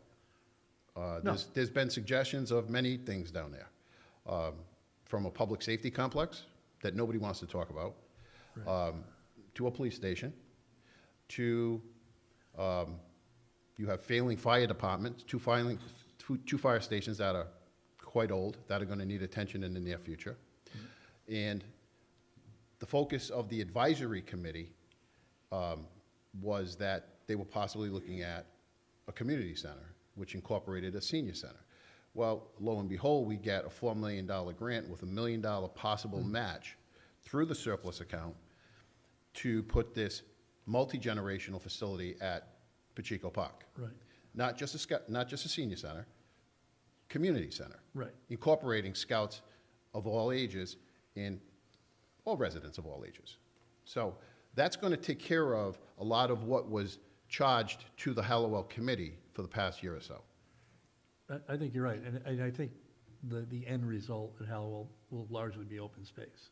That would be my guess. And that's great. Jeff's not here tonight, but he has mentioned this is like probably a 10 to 20-year project. Absolutely, yeah. And I have to be honest with you, from year to year, we all put in things that we need this year or next year, or in the next 2 or 3 years, Right, and that changes. right. Like, I gotta be honest with you, my building's just about standing up. There's no mention of that. know. I'm not the most important person around. I mean, you need a police station, you need fire stations. Those are your first responding buildings. So if we have to demolish these buildings and stay focused on at least getting that accomplished and keeping it for open space at this time, Right. there's nothing wrong with open space in the town. No, the main thing is, I didn't realize it also included removing all the concrete, so that makes it a viable, safe place. Right, and that's our intent. Yeah. All utilities have been shut off down there, with the exception of the fire hydrant. So I've taken a lot of the liability out of those buildings. Yep. So, Good. so that's the purpose of that section there. Could I ask a quick question? Sure. How long have we known that those buildings have to be demolished? 2 years? I would say 2 or 3 years. Yeah, at least 2 years. It comes down to cost. It's the bottom line. Yeah, so if we had started demolishing one building a year even, would be almost Well, halfway done. No. The only thing is you wouldn't get the cost, I mean, a company doesn't want to come in and do Right. that building, they want to come in and do the project, and you get a far, far better price doing that, you know? There was one of the larger demolition companies that met myself and the past administrator down there several years ago, and that was a question that was posed to him. Can you give me a quote on one building? And the gentleman started laughing at him, and he said, why would I give you a quote on one when there's 10? Yeah, I'm going to give you a better price for 10 as opposed to one. yeah. And so I kind of remember that comment because Yeah, I by kind a of long thought it shot. myself. But the reality is 3 years later, here we are, and nothing's really been accomplished. I have people Right. down there checking those buildings every day. It's just, Yeah, so we have to move. We have to move on it, and we're at that point. We've been moving on it, so this was my solution for tonight to move forward to maybe if we don't have, the town council's gonna make the call at the end of the day, whether they're gonna take, once we have that firm number, let's call it 800,000. We still have 350,000 in reserves. So really, that's where my 800 came from, minusing the reserve money that we have, the 350,000, what I think I said. So now you're gonna have to look for 800,000, not the 1.25 million. So the Hallowell Committee constantly comes before the council asking for this study and this study to take 120 or 60 or whatever it is. And I get up, and I'll get up again tonight and say, you need to have a budget. There's a process, and that's what we're here for. This is the beginning of our process tonight, and then my process for my operational budget is next month. So I don't come in the middle of the game, as we'll refer to the 5th inning, and ask to put in 5 new players that are all home run hitters. Like, you gotta stop in the 1st inning and work your way to the 9th well, inning. the other thing, but again, in terms of collaboration, the Hallowell Committee can come up with the coolest idea in the world, but they can't do anything while those buildings are there. Right. So they should be motivated to help, however they can help or influence getting those buildings demolished and removed would be high on their list, because they seem to be ready to really start taking positive steps now. It's not just an idea anymore, right? They want to put ideas on paper. Right. Well, they're not gonna be able to do anything with it. No. So everybody And should be moving, you know, in the same direction on that. And unfortunately, I don't think you're gonna see anything done down there for many years. And Scott can talk for this. Their focus was going in one direction. It's not that direction anymore.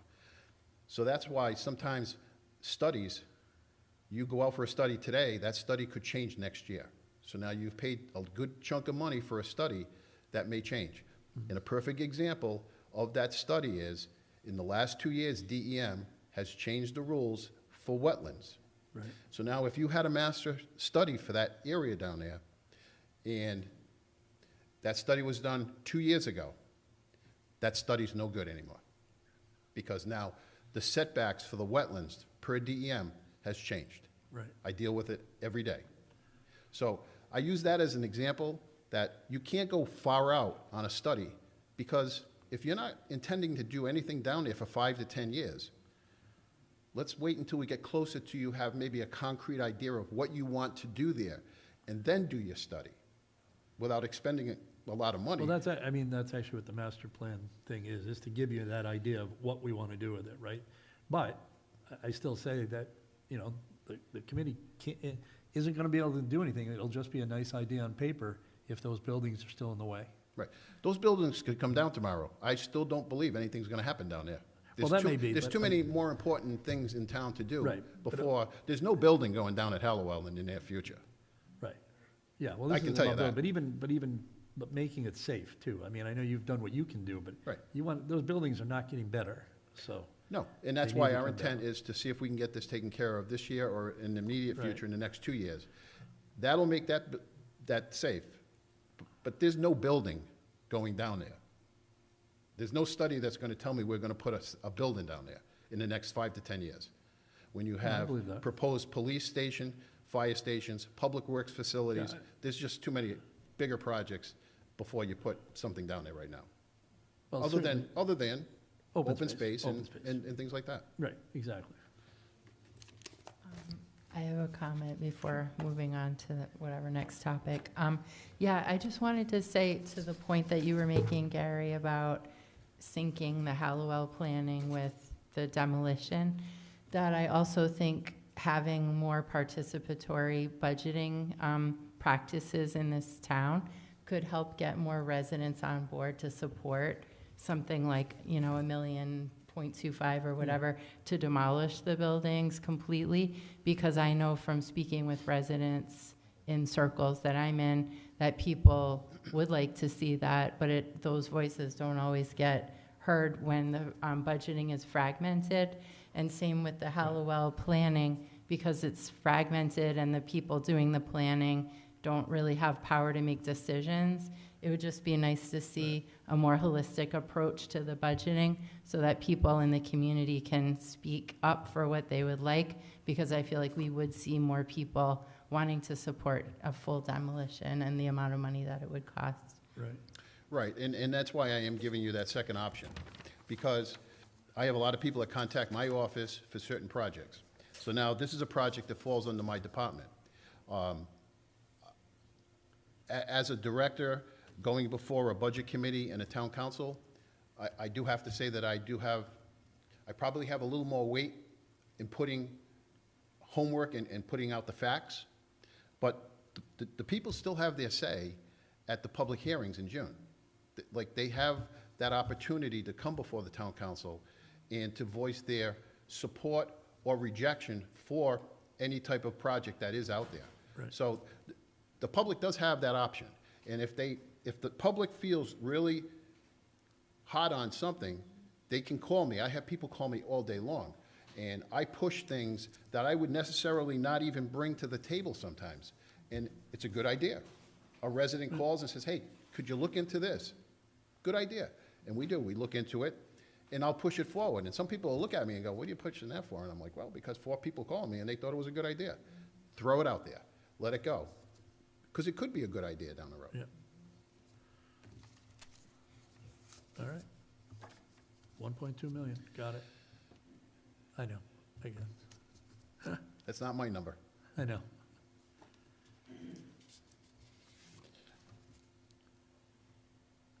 All right, playgrounds.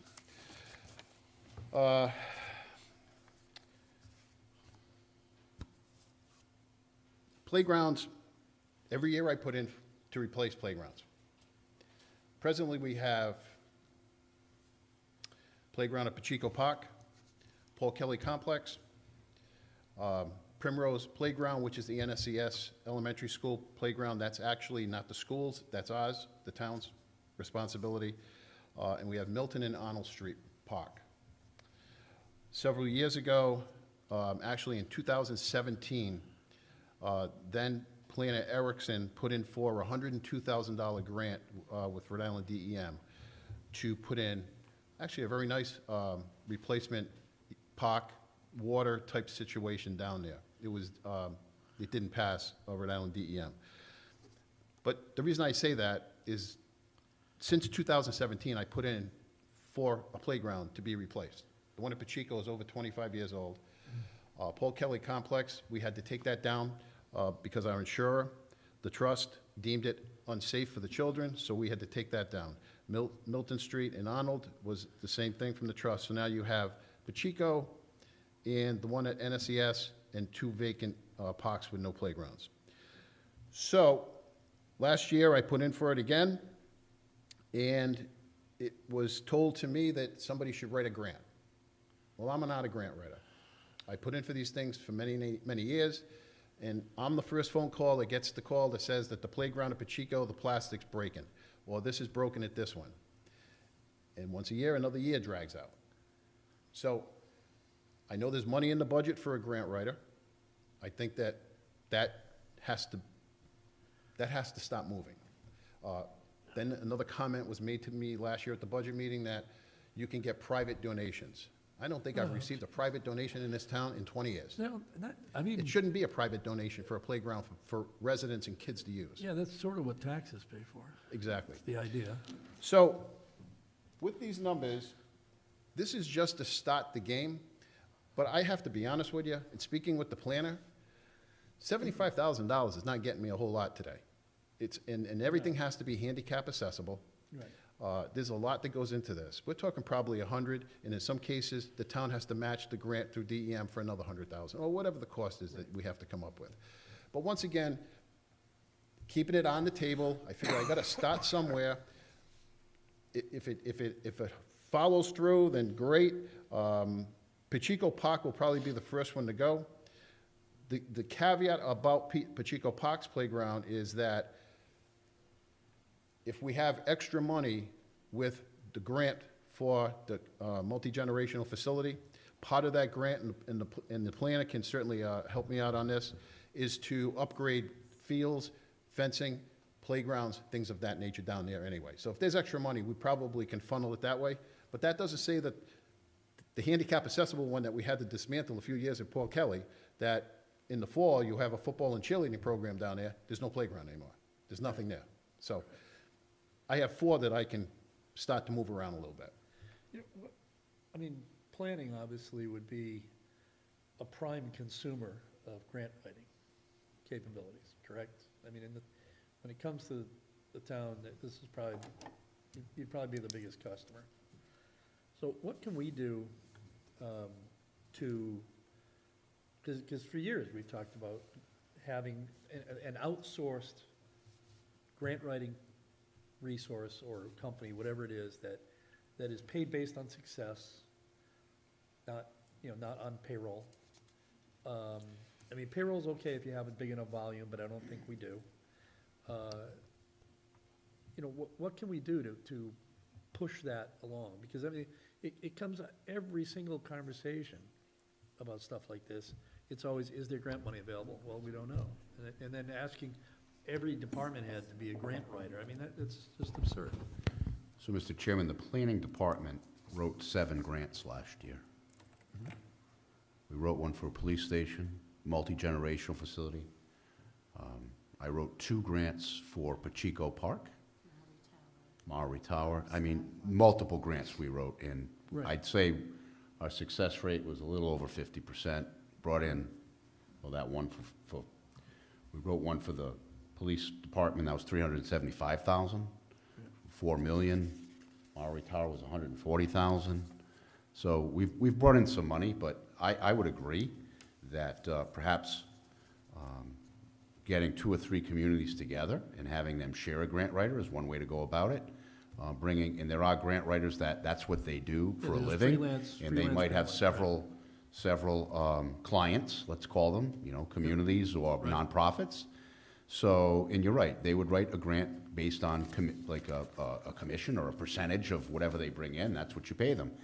And really, it would behoove the community to consider that. One of the things that you have to be very careful about, and I've had this conversation with, the administration in the town, is sometimes when you write a grant, it comes with a long-term obligation, and that long-term obligation requires the town to commit funding, right? So, as Ray said earlier, I wrote a grant in West Warwick for a playground. It was a beautiful playground, but it had to be handicapped accessible, and along with that, you have to do away with the mulch, and now you gotta have the rubberized padding and, fencing and all that. So the playground started off for the equipment of around $100,000, but when you put everything together, it was a $200,000 playground, smaller than this room, right? So the town got $120,000 and they had to match it with $80,000. And then the maintenance of that playground over long term, there's a commitment there. The conversation about, scouters and the multi-generational facility, my conversation with the administration was, well, once you build this thing, you're going to have to fund it and you're going to have to staff it. You don't build a building and put a padlock on the door. There have to be bodies in that building to provide services.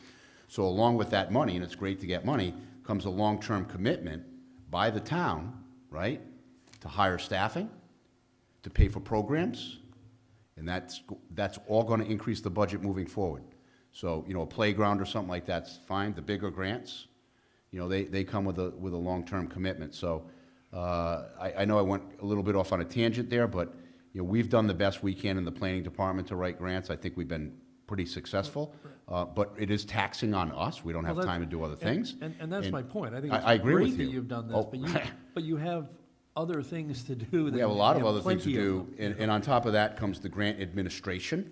You know, the federal grants require education. I mean, she had to take a test. Bobby and the finance director, they had to take courses and take a test, and they have to be certified in order to access the grant money. It's, you know, it's, Right.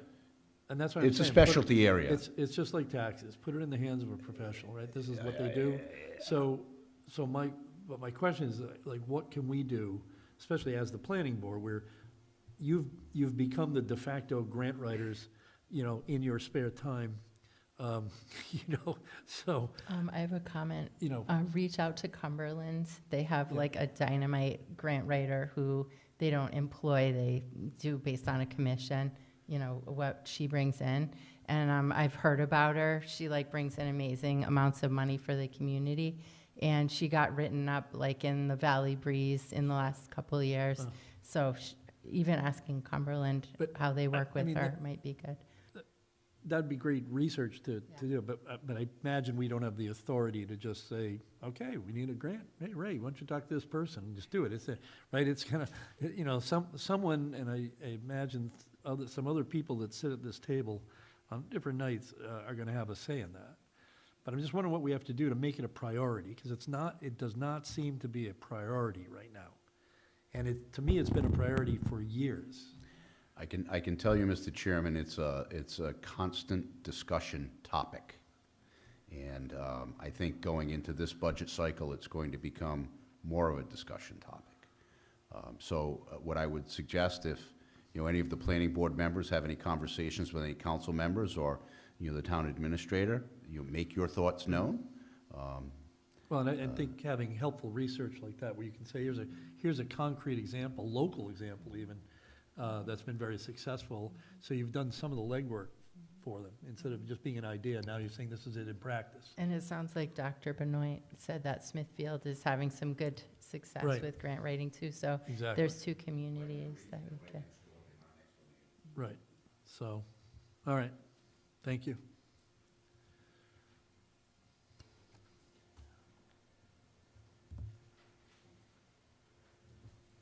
Is the park that's on St. Paul Street one of those? Because I wasn't familiar with Oh, the- no, actually, that's another one we Okay. have that really doesn't have a playground there. It's kind of, and that's an old one.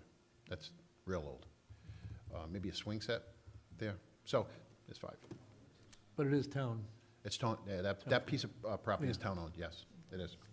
I think, is it 2 swings? Yeah, it's a place you want to go to.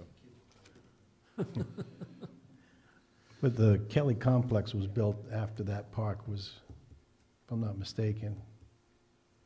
I think that's an Before my old, time. I think it's an old park, and Kelly Complex was built. Now you're talking about putting a new playground set down there, which is, they're both in Waterford, so the same village. So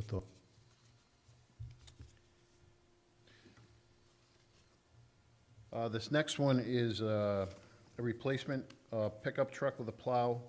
This is out of my Parks and Recreation Division for the laborers.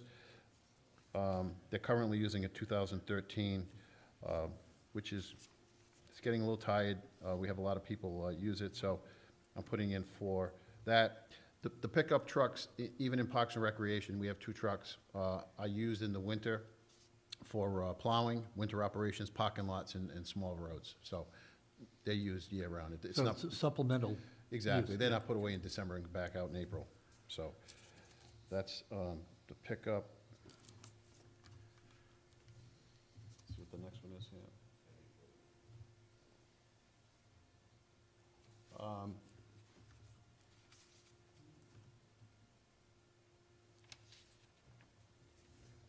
Can you back up a little bit? All right, heavy equipment. This is out of the Highway Division. This used to go under a category of backhoe. Started off as a street sweeper, request, then it went to a backhoe, then it went to a loader, and then I got to the point where a lot of my equipment's getting so old, I was running out of ways to explain this, so now I put everything under heavy equipment. Several years ago, I believe it was like 3 years ago, we were in need of a loader. And the cost at that time was, call it $275,000. What we did was, past Administrator Ozowski made a suggestion, which I thought was a great suggestion. We started putting $90,000 away every year. And that was going into a reserve account so that we could build that kitty up so that when I needed something, I didn't have to wait or ask your committee and the town council to come up with $250,000, whatever. So we had, I don't remember the exact number, but our loader went down. Eventually died on me. And it was going to be a substantial amount of money to get it back on the road. Key piece of equipment in the winter operations. So we had an opportunity this past year to buy a pre-used loader for, I believe, $103,000, $105,000. Still leaving me with a balance of $76,000 in that I call it a kitty. Last year, I put in for $90,000, and for some reason, the budget committee decided to give me half, $47,500. Still can't figure out what that number even means to me. Yeah. All it did was set me back on my plan of moving forward to replace now a loader, street sweeper, and now my vintage 1988 bucket truck.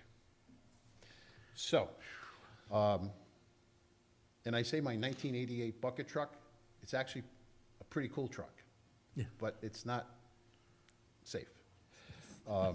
And so therefore, I have to go out and put $50,000 in my operational budget for tree pruning and hire outside sources, of which if we were to get a new bucket truck, which I'm not pitching tonight, I'm just trying to give an example, that we would be able to save some money in our operational budget with that purchase. But that's kind of like third in line right now, behind the street sweeper and the loader.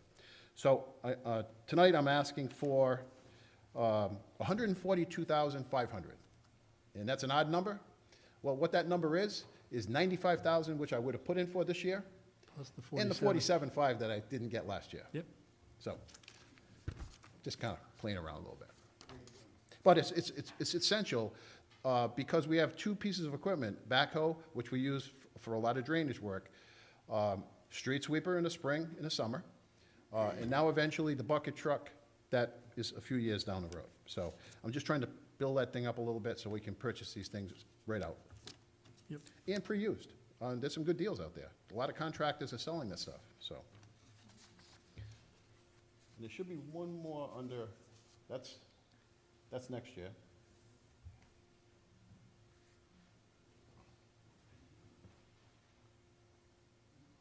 You get tennis courts? Good. You know, I don't think there's an individual one in there because I did not have the quote. Seal coating? Okay, so here's the quote for the tennis courts. We have, there's 4 tennis courts at the high school.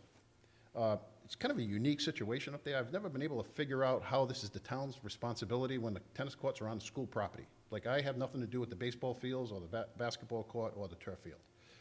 But I'm responsible for the tennis courts.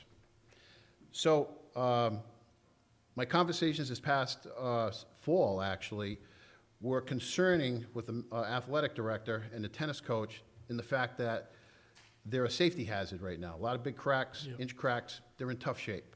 They were last done, I believe, in 2016. 2016 for $37,000, our cost at that time.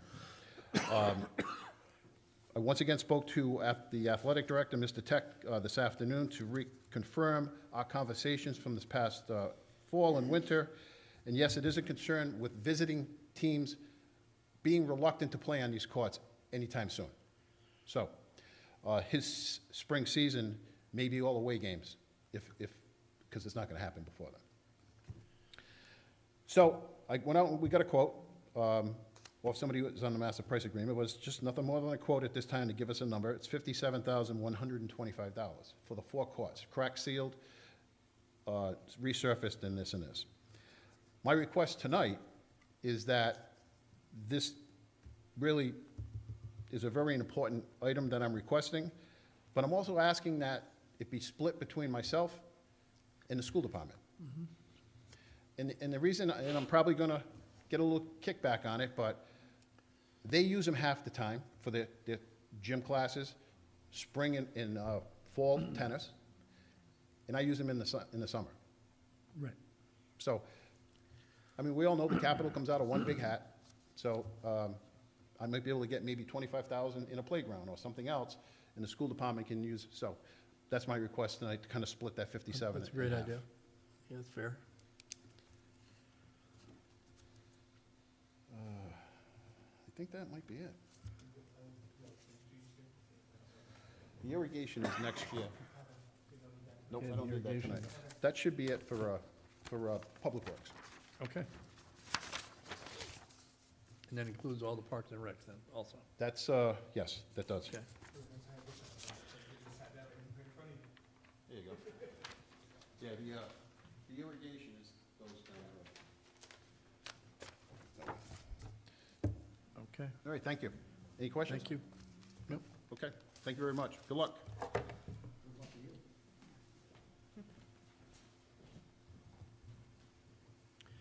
Okay, what have we got left? Somebody get the budget open.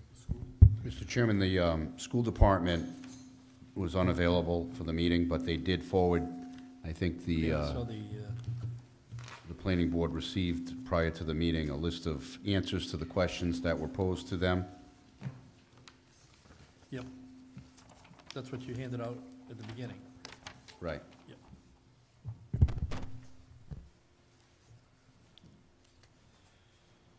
And was So there anything? I think this year, and I did have a conversation with the school department with regard to the truck and the plow. They're looking for a new pickup truck. They use that to plow their parking lots. They also use it for field maintenance and landscaping, for transporting equipment and materials between buildings and facilities. How much do they plow their own parking lots? They're responsible for their parking. Yeah, they, Oh, Unless it's a major blizzard, we open them up, and then they have to clear them. they have to clean them. okay. Okay, because I know that I've seen town trucks in there, but maybe that was on heavy snow. Or salting, my trucks are bigger, so we can go, Ah. especially with NSCS, the hills. Right, right. Okay. With regard to the baseball field, it would be infield upgrade, regrading and resodding the baseball infield and some irrigation. Gymnasium floor replacement, I guess they've had that floor refinished a couple of times, and at this point, the school department does not believe that they can refinish again, so they wanted to replace the floor, and they thought that it would be an ideal time because of their bleacher situation. I guess their bleachers are in disrepair, and they were intending on replacing those, and while I had the bleachers out, they thought it was the opportune time to replace the gymnasium floor. Well, both the floor and the bleachers, I believe, are original equipment. Yeah, the floor is definitely original equipment, I'm not So sure they're on in the the- bleachers, but So they're in the they more did than provide, 50-year. they did provide to the board a bleacher assessment, which is stapled to the back. I don't, Yeah, I mean, just reading their description, they sounded like they were in difficult. it reminds me of when I went to, when I was coaching hockey and my son had, first time we had practice at Mount St. Charles, and you have to wait for the Zamboni on the visitor's bench. And I looked at the visitor's bench, and the board, it's a single board, was the same board I sat on when I played hockey against Mount St. Charles, because they hadn't spent the $40 for a new 2x10 to string across there. Yes. But I was like, wow, it's lasted that long, you know? But yeah, the North Smithfield gym could use some work, yeah. And I can speak firsthand to the need on the infield. So in good weather, my son and I do go up there, so I can hit them 150 ground balls or so, and sometimes we just go on the turf field because we can't get a true bounce, you know, it's just not good. I still say that field, and maybe they're alluding to it, that field, like the turf field, could, if it's in good shape, could generate some revenue, because leagues like American Legion, which has 2 levels, junior and senior, and some amateur teams would rent that field. You know, the Central New England Baseball League, for example, which one of the teams is run by an ex-North Smithfield graduate. You know, they're always looking for fields to play on, and generally they're playing, you know, Saturday mornings, Sunday mornings. They don't need lights. They're not worried about that, you know.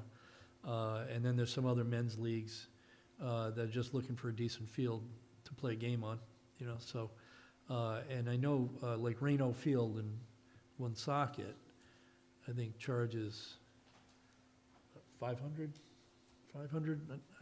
That's for night games. I think for day games they charge like $350 for the use of a field for a game. I mean, you know, yeah. And because, you know, it sits idle, and the only thing that would happen is that now you're just going to maintain it. You got to mow the lawn and well, actually, usually the lining it is on the responsibility of the teams that are coming in to play. You just give them access to the equipment, and then, you know, coaches get there an hour and a half early, and they take care of all that. But, you know, if you're charging $250, $300, and, you know, you end up getting $4 or $5 grand over the course of the summer from it, you know, that's something. So. If I could jump on that, Gary, you know as well as I do. Several years ago, the school department would not let anyone use that field in the summertime. Baseball was off. I got kicked off a few times myself. And I never could understand that, because you'd have the weeds coming through, the field was horrendous. So I made a suggestion to the superintendent at the time, and I said, you should open that field up and keep it going. I says, but you should not be charging the Little League or a town-oriented league, which is the senior league, the Little League. Right. Those are taxpayers paying for that field. They should not be paying for that field. That I agree with. And I said, if you can't maintain it, I will have to put my Parks and Rec guys over there to maintain it. And the union would not let my people go on that field.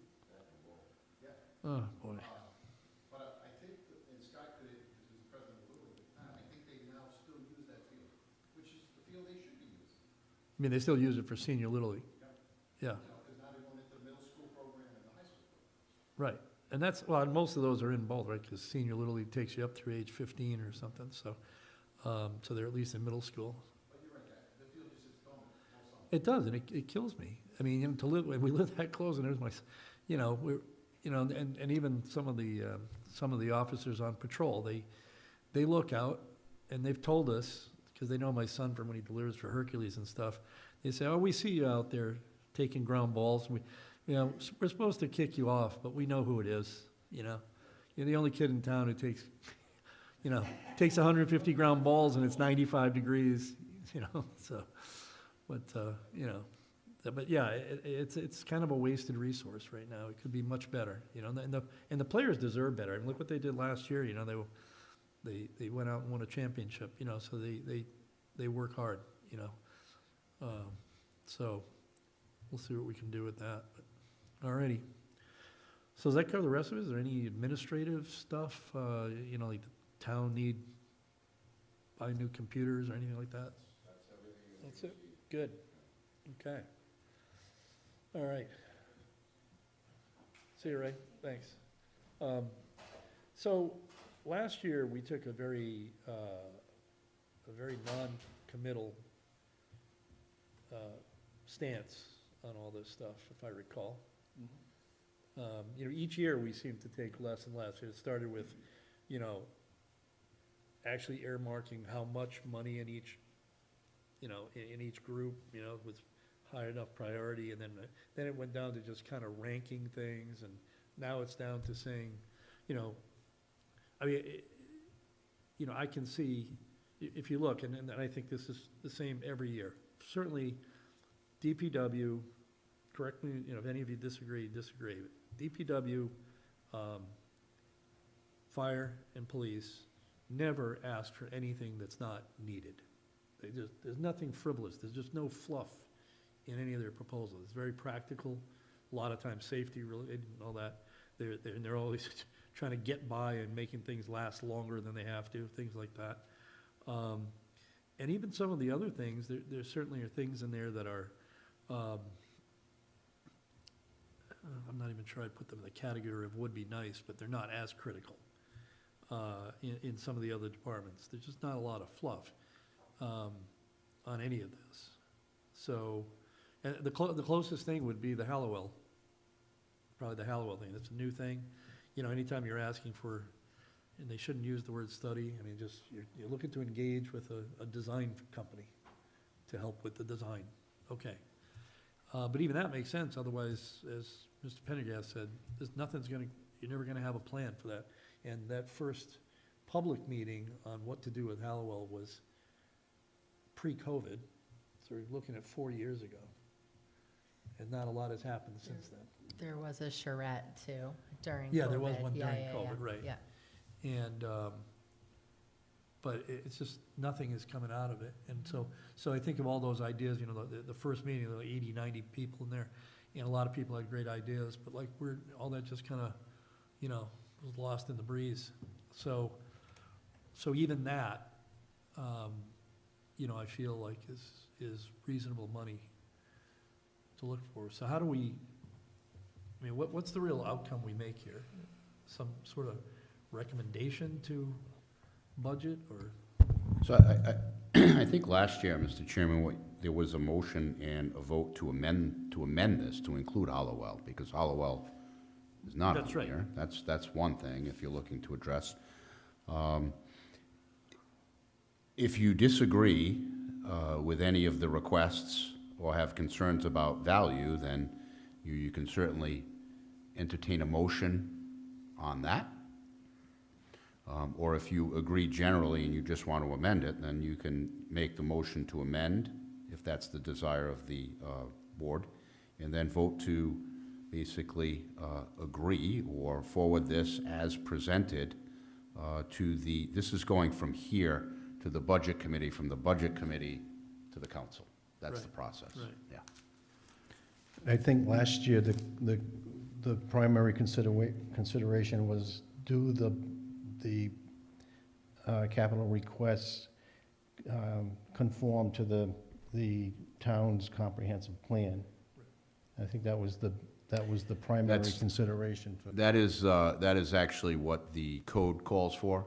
And I would say, you know, generally, these all comply with the comprehensive plan. They're all town facilities, and they are all needs of the town. So I would say this, I mean, if someone had a project in here that said, you know, build a new school somewhere else, and that certainly would need to be in the comprehensive plan, you'd find that inconsistent, you know, or create a new department of whatever. That would be inconsistent with the comprehensive plan. But these requests here are simple maintenance requests and equipment requests, basically. So they're certainly compliant with the comprehensive plan. There's no doubt about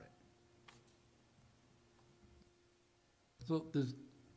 So my original thing earlier in the evening was kind of along the lines of what you just said, which is that it's not, you know, it'd be easier to point out something where maybe I had an issue to point out all the things that I agree with, right? Right. And personally, I'm not sure I disagree with anything on this. But I was wondering if, you know, the board members, are there any line items that, I mean, any of the stuff we saw that you feel like was inappropriate or just too much or too early, you know, that kind of thing? I don't have an immediate problem with anything that got proposed, but I think what this process brings up for me, and I remember the last time I was on the planning board, is just kind of the randomness in some ways, or the fragmentation of all of these requests.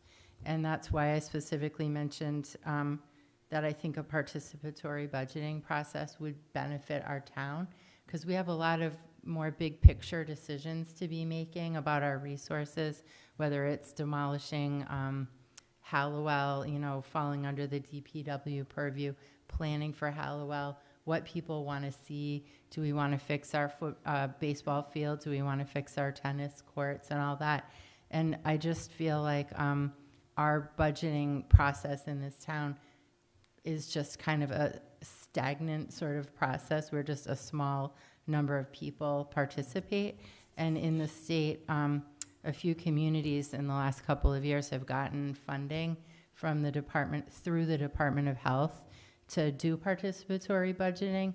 So I just want to put it out there that I'd like to see us move towards finding a way to support some participatory budgeting, because then residents can ask questions like, why do we need X number of drones? Or, you know, I don't feel like it's for me as an individual to be asking all those questions, but I do know that residents are curious about these things, but the way it goes through, it's just procedural rather than visionary.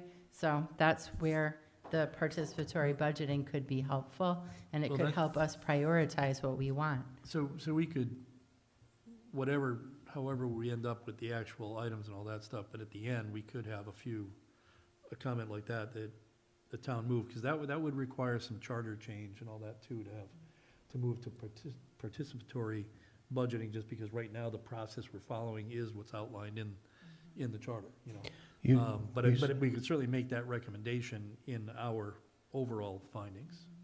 The years ago, the budget process was participatory. When we had the financial town meeting, the taxpayers were the ones who voted on each and every line item. But that changed with the charter amendment,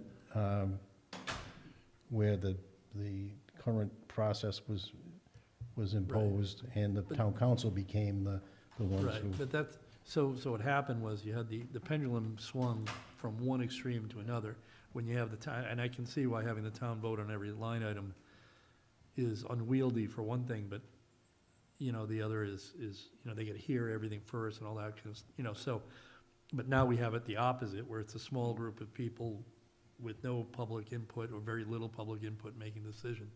So something that's in the middle is probably best, but we can make that recommendation in that. But on the other hand, people could have been here tonight to ask those questions, and they have the opportunity at the same time, when the town council has their public hearing, to ask the question.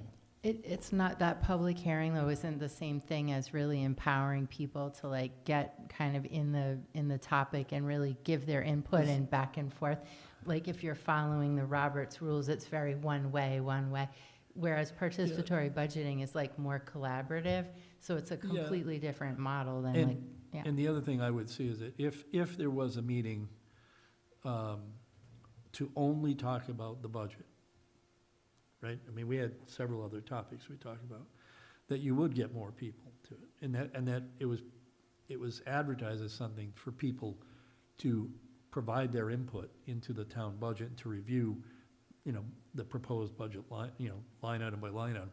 I think they would. I don't think they know really what this is, and it's combined with other things, so they're looking at how long do they want to sit around for before they can, you know, put their 2 cents in, right? So I think there's ways to make it more inviting, and it should be. That's how a lot of those things should be. Because I've always questioned why it's even done the way it is, you know, with us, you know. Yeah, but the budget committee meets every week for 6 months to go over all the budget stuff. It's all public. It's all open to the public. As far as I know, people can go and ask questions, and so, I mean, I'm not disagreeing. You know, I think people should always have, but maybe I just don't understand the concept as well as you two. Yeah. It's just a matter of a vision board. I mean, you know, like to me, you know, I think of sort of the way towns were a long time ago, where you would get the town together to discuss things, right? And something big like your budget, to me, would warrant opening up the high school auditorium and have people there, and have people present, have people have various podiums set up so that different people can come up and talk on all the topics. And having the department heads and the various people asking for money, having to justify it in general, but to do it in a big forum like that. Yeah. And then people start saying like, no, I really get to have a say in this. And at least then they're informed. Right now, I think it's, and I'm sure this is true in many other towns, where people just sort of say, it happens, and it's what we're given, and there's not much we can do about it. There's a lot of apathy. What you're talking about, Chairman, is what you'd refer to as a financial town meeting. And a lot of communities have those. I know that West Warwick had one. They have them, and they have a moderator. The council sits on one side, school committee on the other, department directors in the audience. It's advertised, people come. Everything's up on a board like that. It's a PowerPoint presentation. Any residents, and they actually get a decent turnout in West Warwick. There might be a couple of hundred people there, which is a big turnout. Yeah. They're allowed to come up to the microphone, ask any department director any question they want related to their budget. And there's a good exchange back and forth. And then the council, along with the school committee, they have their meeting. They take everything under consideration. They go back, and they might refine their budget. They might not. And then they go back and they go through their regular budget hearings after that.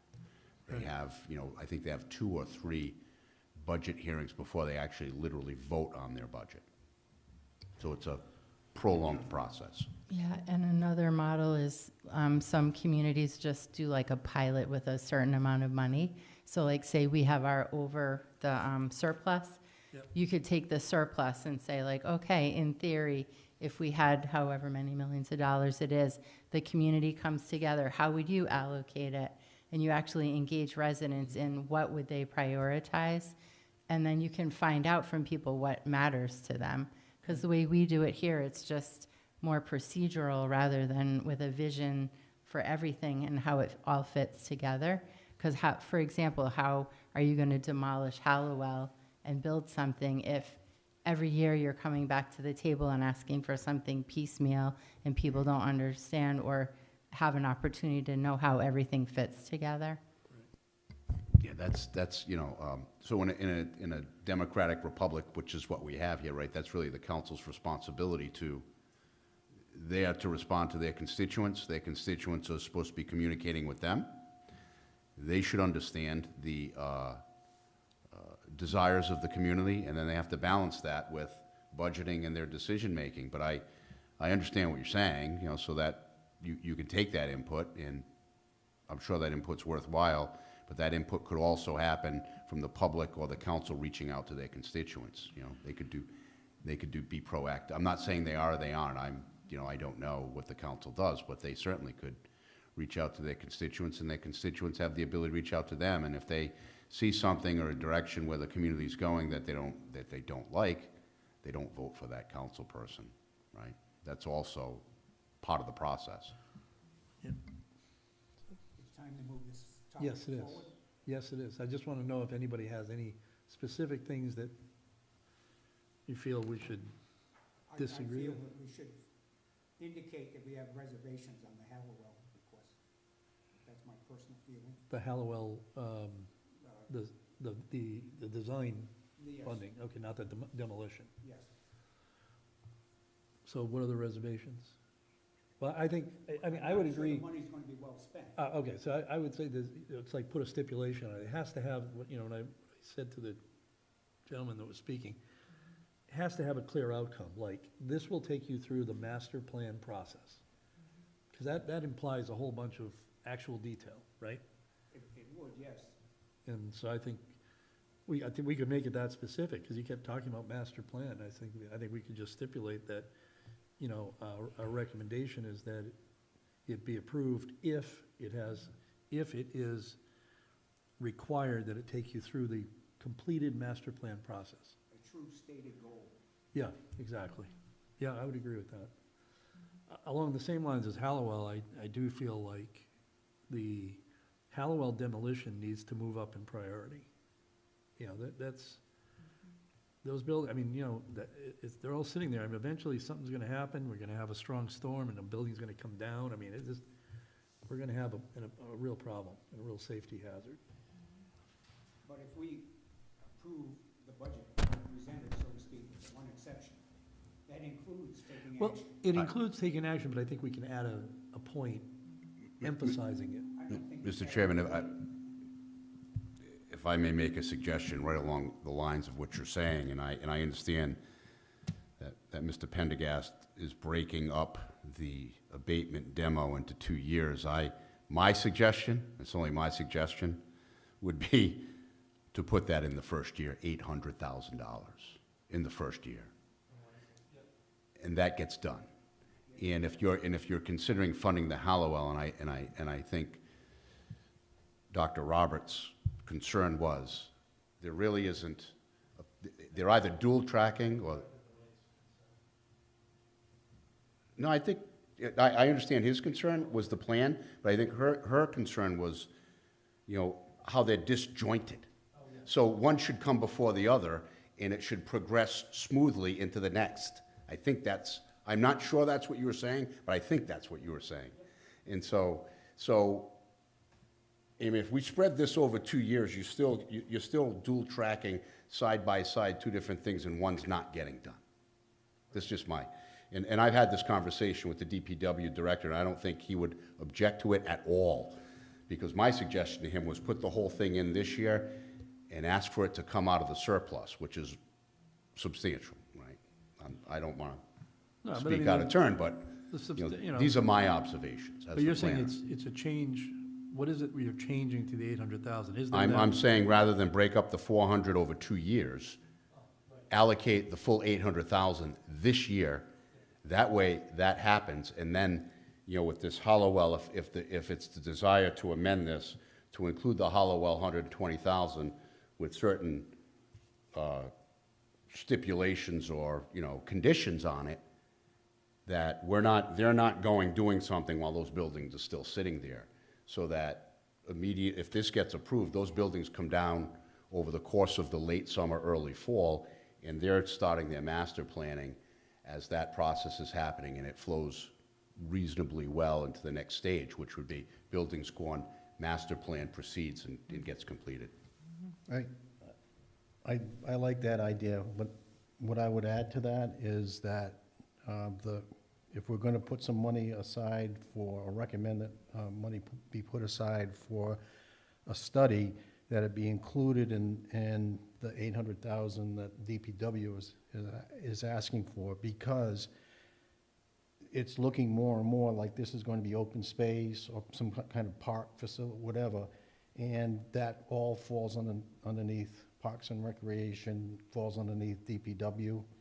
So, well, except that right now, the Hallowell Committee is a separate thing. right, but the funding for the study, Well, yeah, it's not going to, I'm you not can't sure give where the it, word, I I'm don't not think sure we where the can, word study came out. They're not doing a study. or master plan, They're I'm sorry. they're engaging Master with a plan, design right, company. right. So this is a real design. So it's a master plan that they asked Design, for. right. yeah. So I think the plan, I don't think we can budget money to the committee. I'm not sure, but to me, it makes more sense to budget that money underneath DPW and the Hallowell demolition, Yeah. because one will follow the other, or they could potentially. I run- don't know that DPW, I think DPW gets it once it's done. They take over the care and maintenance of it, but they're not part of the, I mean, when you form a group to build something new, I mean, I'm sure they did this with the high school and, other buildings like that, buildings or anything else like that. That group is focused on that thing, whatever their charge is, and, but then eventually it falls into another, an established group that would take it over, whether it's the school I'm not saying that department or not. the committee won't manage the project. I'm just saying that. But they're managing how that money would be spent. Ray is not. I think Ray should be involved. I think Parks and Recreation Commission should be involved. If it's looking like it's going to be a park. But they won't know that until they do the design. But I mean, you're right, and it probably will, but, and I think there is somebody from Parks and Rec on the committee. I don't know. Yeah, I believe there is somebody from Parks and Rec. The gentleman there, I don't know his name, but I think he's on Parks and. Yeah. Scott, I don't think so. Oh, but anyway, but I do think there's somebody on there, because that was part of what they did, was they Yeah. made sure that the various groups were represented. But they're gonna have charge over the money, because they're gonna select, for example, they're gonna select the firm that they engage with. That's not a DPW function, you know?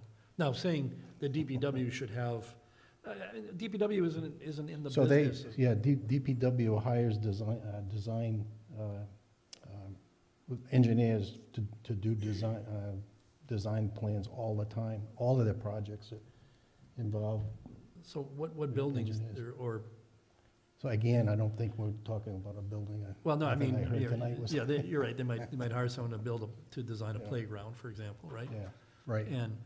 But, It's just a thought. I'm not hot over well, I know, on but this. then, I'm not gonna lose any sleep on it. no, I understand, I'm just saying, so the town council created the Hallowell Committee to pursue this project and stuff, and what you're saying is, but all the funding should go to DPW, which It should just fall underneath their budget. I'm not saying that they're gonna manage the. should get allocated under there. It was just a Yeah. thought. That's I all. see what you're saying, that's, I just have a clarifying question about what our planner was saying about the 800,000.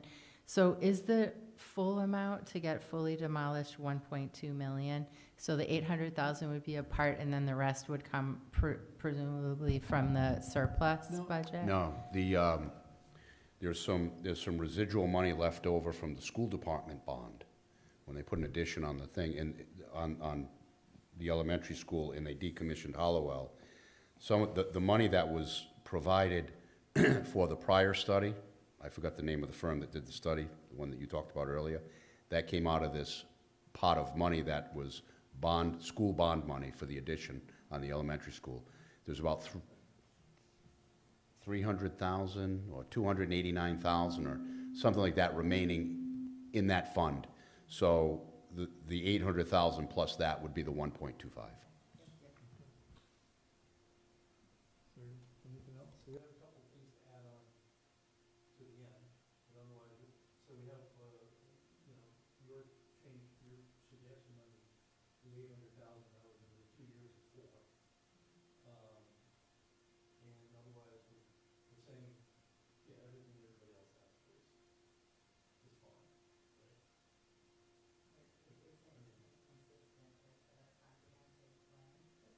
Well, yeah, I mean, it's not only that, you actually see it being useful, challenge, something's gonna be consistent but not ideal. I still have reservations about giving Hallowell State, which is $129,000. Well, no, I think we have to say that it should only be approved if they have a clear goal and deliverable, such as master plan approval, or completing master plan process. I just feel it's premature. I think the hearing should all knock down. Oh, and then not do it until after. Yes, from the next year. I think I'd be fine if you wanted to put, if there were mixed feelings on the $120,000 request. I'd be fine with that. Which is clearly, so, and we're not voting on it, so. There are two other groups that are going to go through this, and what you say is going to mean nothing. That's why I always, that's why I knew you before. That's why this whole idea that planning does this is still. I have another clarifying question. Did the chief say that every car would have a drone? Like, I couldn't No, tell, just there's one 6. drone or 6 drones? I think there's 6, right? It was one drone, six licenses. Oh, right. I thought it was one drone, but then I heard the number 6, and then I got Yeah, confused I about that. think he mentioned a license was $200 or $300 for the FAA Okay. series, So it's just whatever. one drone? He wanted Okay. 6, one drone, 6 trained officers.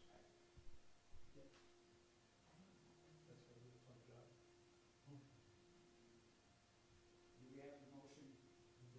Mark, do you have it written down? And then what you need for us to move forward with this then? Everything's good. We have mixed feelings on the 120,000. Well, so then the question is this, right? So I think you're in agreement with that the requests are reasonable and there's no objection. that there could be a motion on the table to amend the DPW abatement and demo line item to move the 400,000 from 24-25 to 23-24, to make 23-24 800,000. Yeah, yeah. And then with the Hollowell, is there it doesn't appear to be a consensus here. Okay. Mixed opinion on the Hallowell master plan, $120,000. Yes, okay, I think we just leave it at that. okay. I mean, that's what it is, otherwise we're not gonna start iterating what all our thoughts are. I will so move. Yeah, there's a motion. And a second. This is mine. Those in favor? I'm just going to abstain because the Heritage Association. Yes, you need to abstain. That's fine. Last order of business? 301. We adjourn. Second, And we have a second. Those in favor? aye. Aye.